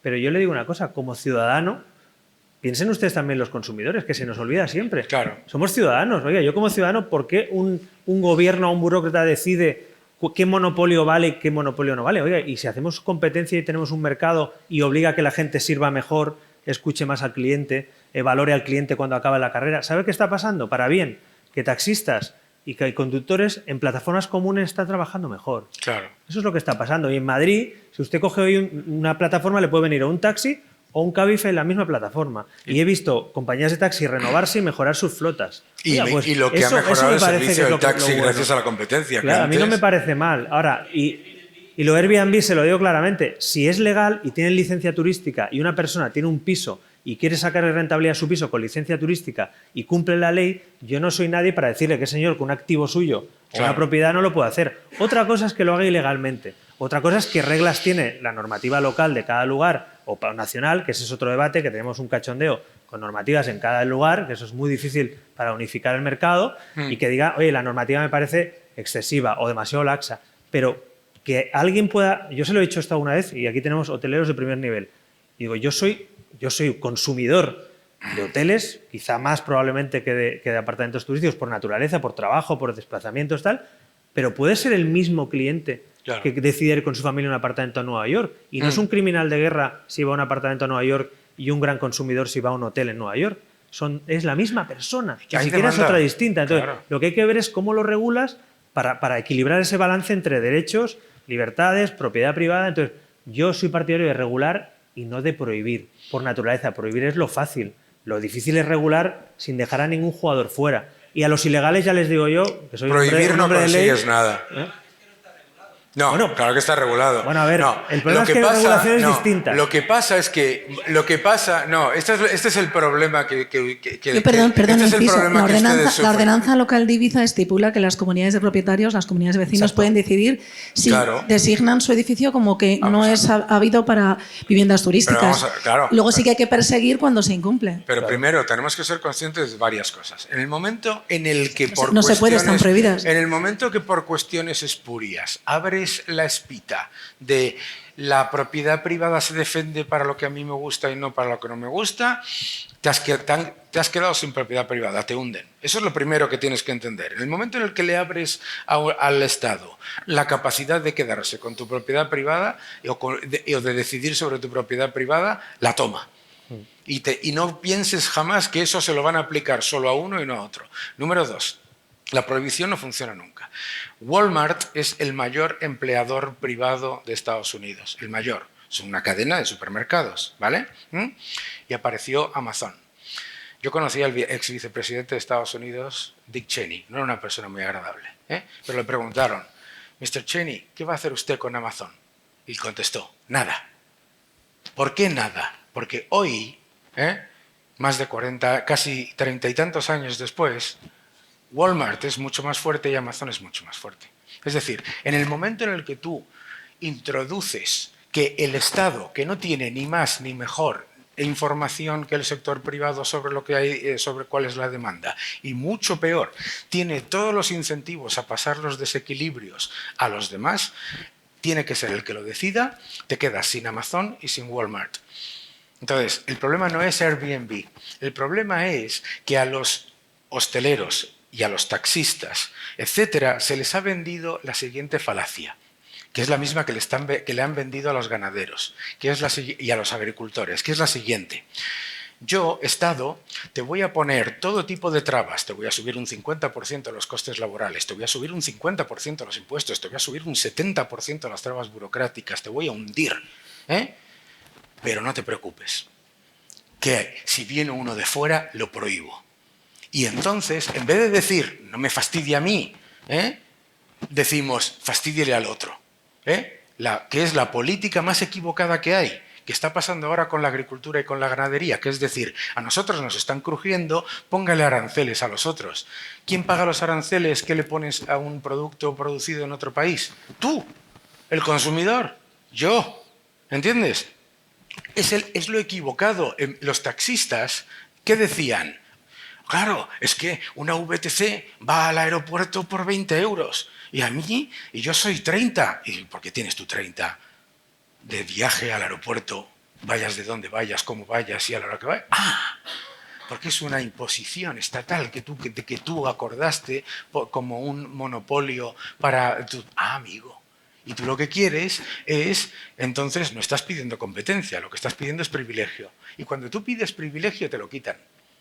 Esto es lo más importante. Porque el Estado, a todos los sectores, eso que se llama cronyism, es todos esos sectores que se ponen cerca del Estado para que le ayude y le subvencione, ¿vale? ¿Qué es lo que hace el Estado? Te deja respirar hasta la nariz. A la boca no llegas. Te deja respirar hasta la nariz. ¿Y qué es lo que está pasando con las empresas estratégicas? Las cruje. ¿Qué es lo que está pasando con eso? O sea que lo peor si tú te preocupa Airbnb, lo que tienes que ir es al Estado y decirle lo que tiene Airbnb para mí. No al revés. ¿Entiendes? No al revés. Porque si lo haces al revés, no será Airbnb. Será cualquier otra de las decenas de ideas que están saliendo Señor Lacalle, hoy en lanzamos MIT. la última Esto pregunta. es súper importante. Nunca pidas al Estado que te proteja de la competencia generándole barreras a la competencia, porque te va a hundir a ti y a la competencia. Y por cierto,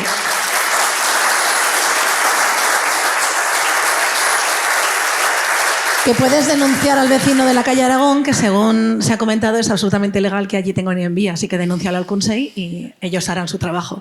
La última pregunta, les ruego, por favor, concreción, porque toda esta gente se quiere tomar ahora una copita de No cada. son las preguntas, son las respuestas. Sí, buenos días. Yo la pregunta se la traslado como representante de las inmobiliarias aquí en Ibiza, es con respecto al problema que tenemos todos los empresarios aquí en la isla, que es la falta de vivienda. Y yo un poco, la pregunta que les quiero trasladar a los ponentes es si ellos tienen alguna idea para poner encima de la mesa de cómo aquí a nivel local en Ibiza y al margen de la ley que comentaba el señor Rivera de la ley de vivienda, qué podemos hacer aquí para en el corto plazo intentar solucionar de alguna manera este problema de la falta de vivienda que tenemos aquí en Ibiza. Gracias. Bueno, pues lanzo yo un par de ellas, seguro que Daniel tendrá alguna otra por ahí. Primero, hay otras administraciones que están haciendo cosas, lo comentamos antes, que están haciendo cosas razonables, que es dar, por ejemplo, garantías a los propietarios. La ley de vivienda actual ha dicho que no se pidan avales, pero la realidad es que si no hay avales, no hay seguridad jurídica y comentamos antes, corrígenme si me equivoco, corríjanme, hay 3.000 pisos vacíos, ¿no? Creo que en Ibiza, y si hay una demanda muy alta y hay 3.000 pisos vacíos es que alguien está teniendo miedo a ponerlos en el mercado. Y probablemente será por la ley que tenemos actualmente y por la falta de garantías y por la ocupación. Con lo cual, si las administraciones, como creo que es en Madrid se ha hecho en algunos otros lugares, hacen una especie de aval seguro o cierta garantía desde el ente público, pues a los propietarios les dará, no digo que salgan los 3.000 pisos de golpe, pero si salen 1.000 o salen 1.500 ya ayudará a relajar un poquito la fuerte demanda y a relajar un poquito el precio. Segundo, por poner otros ejemplos, bueno, yo creo que hay ejemplos también de construcción público-privada de viviendas sociales o viviendas que dan soluciones, que es verdad que eso tarda años, pero hombre, si se hacen las cosas bien hechas, Valdebebas, en Madrid hay ejemplos, en otros lugares hay colaboración público-privada con proyectos a 70, 80 años, donde un fondo, un propietario, un promotor saca rentabilidades a largo y la administración puede tener soluciones habitacionales de una, de dos viviendas y dar una oferta a medio plazo, ¿no? Por poner dos ejemplos claros. Y finalmente, evidentemente en todo esto, los empresarios, aquí hay algunos, están sufriendo también eso, pues, bueno, que eso incrementa también el sueldo. Y hay una aportación, por ejemplo, puede ser el sueldo que tú tienes con un trabajador, aquí me corregirán algunos que están aquí que os pasará, pero a lo mejor hay que asignar ciertos recursos solo para vivienda. Quiero decir, si alguien decide trabajar y cobrar 2.500 euros en Ibiza y enviar ese sueldo en remesa o ahorrárselo o no, en fin, legítimamente no gastárselo, tú no puedes evitarlo, pero si tú le dices te doy este sueldo y esta parte es para vivienda, o sea, hay una fórmula que te lo permita, eso ya jurídicamente habría que verlo, pues hombre, a lo mejor es que esa persona le ayudas a que viva o se pague una vivienda, pero no simplemente que sea un beneficio mayor en el coste, en el salario, ¿no? Con lo cual, yo creo que ahí también esa es una de las vías. Y finalmente, pacto, empresas, administraciones, sindicatos. De verdad, creo que con el debate que estáis teniendo, legítimo y necesario, claro, este es un tema candente y abierto en canal aquí en Ibiza, creo que con el liderazgo de las administraciones, que me consta que están dispuestas a poner soluciones, pero no a bomba y cañonazo, sino soluciones más quirúrgicas, con muy poco, a lo mejor se puede cambiar un poquito esa ley, ese incremento del precio y esa falta de vivienda sin matar moscas a cañonazos, no interviniendo los precios, no prohibiendo cosas, ni volviéndose loco, porque eso, como hemos visto en Berlín o en Barcelona, ha tenido consecuencias nefastas. Con lo cual, la intervención directa del Estado, como decía Daniel, los ejemplos de otras ciudades han salido mal. Claro. Por tanto, seamos más quirúrgicos, un poquito más concretos, corrijamos cosas, ayudemos a incrementar la oferta, que eso ayudará probablemente a que los precios relajen y que los empresarios también, me consta, que tienen voluntad de implicarse para ayudar a un tema que no es una invención, que es una realidad que tenéis aquí. Por cierto, vuelvo al inicio, fruto del éxito de Ibiza, no fruto de la pobreza, sino fruto del éxito que habéis tenido como marca internacional. Claro, yo creo que es muy importante, claro, decir, ¿cómo se puede solucionar a corto plazo algo sin cambiar nada de las trabas? No se puede. Claro, ¿quién libera el suelo? Pues para construir. Pues tendrá que cambiarse. O sea, en España no podemos haber pasado de construir 600.000 viviendas al año a menos del 20%, menos del 15% de esa cifra y pensar mágicamente que van a bajar los precios y a mejorar la oferta. En España se construye menos de lo que se amortiza. Con 3 millones más de habitantes. Con 3 millones más de habitantes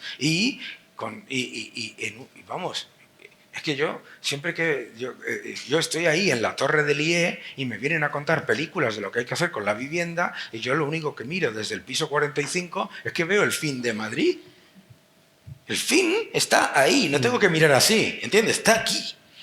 Y me dicen que es que hay un problema de vivienda. Pues me parece que no hay un problema de vivienda, hay un problema de suelo, de que lo tienes ahogado. Entonces, si se ahoga la oferta, no vas a hacerlo. ¿Y qué es lo que no funciona jamás? Lo que te acaba de decir Albert, ¿vale? En Viena, en Berlín, en Barcelona. Como se te ocurra entrar en el concepto de los controles de alquileres, te vas a llevar por delante la oferta y te vas a llevar por delante a la ciudad. A la isla en este caso, ¿de acuerdo? Por lo tanto, lo más importante aquí es simplemente recordar que no se puede cambiar a corto plazo algo sin que haya la oferta de vivienda si no se libera suelo y si no se construye.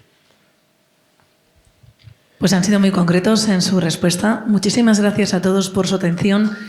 Decía Sócrates que la gente está atenta cuando no se mueve de sus sillas y les agradecemos muchísimo en todo este tiempo lo atentos que han estado y también les agradecemos que lo que hemos vivido hoy, lo que hemos escuchado, lo que hemos compartido, se vaya a su caja de herramientas particular, que lo impulsen, que lo pongan en prueba, que en sus empresas apliquen algunas de las mejoras, algunas de las oportunidades para que sigamos siendo un destino internacional conocido y para que sigamos siendo un lugar fuente de riqueza, pero también para que seamos un lugar amable en el que vivir, solidario y en el que todos tengamos una calidad de vida adecuada.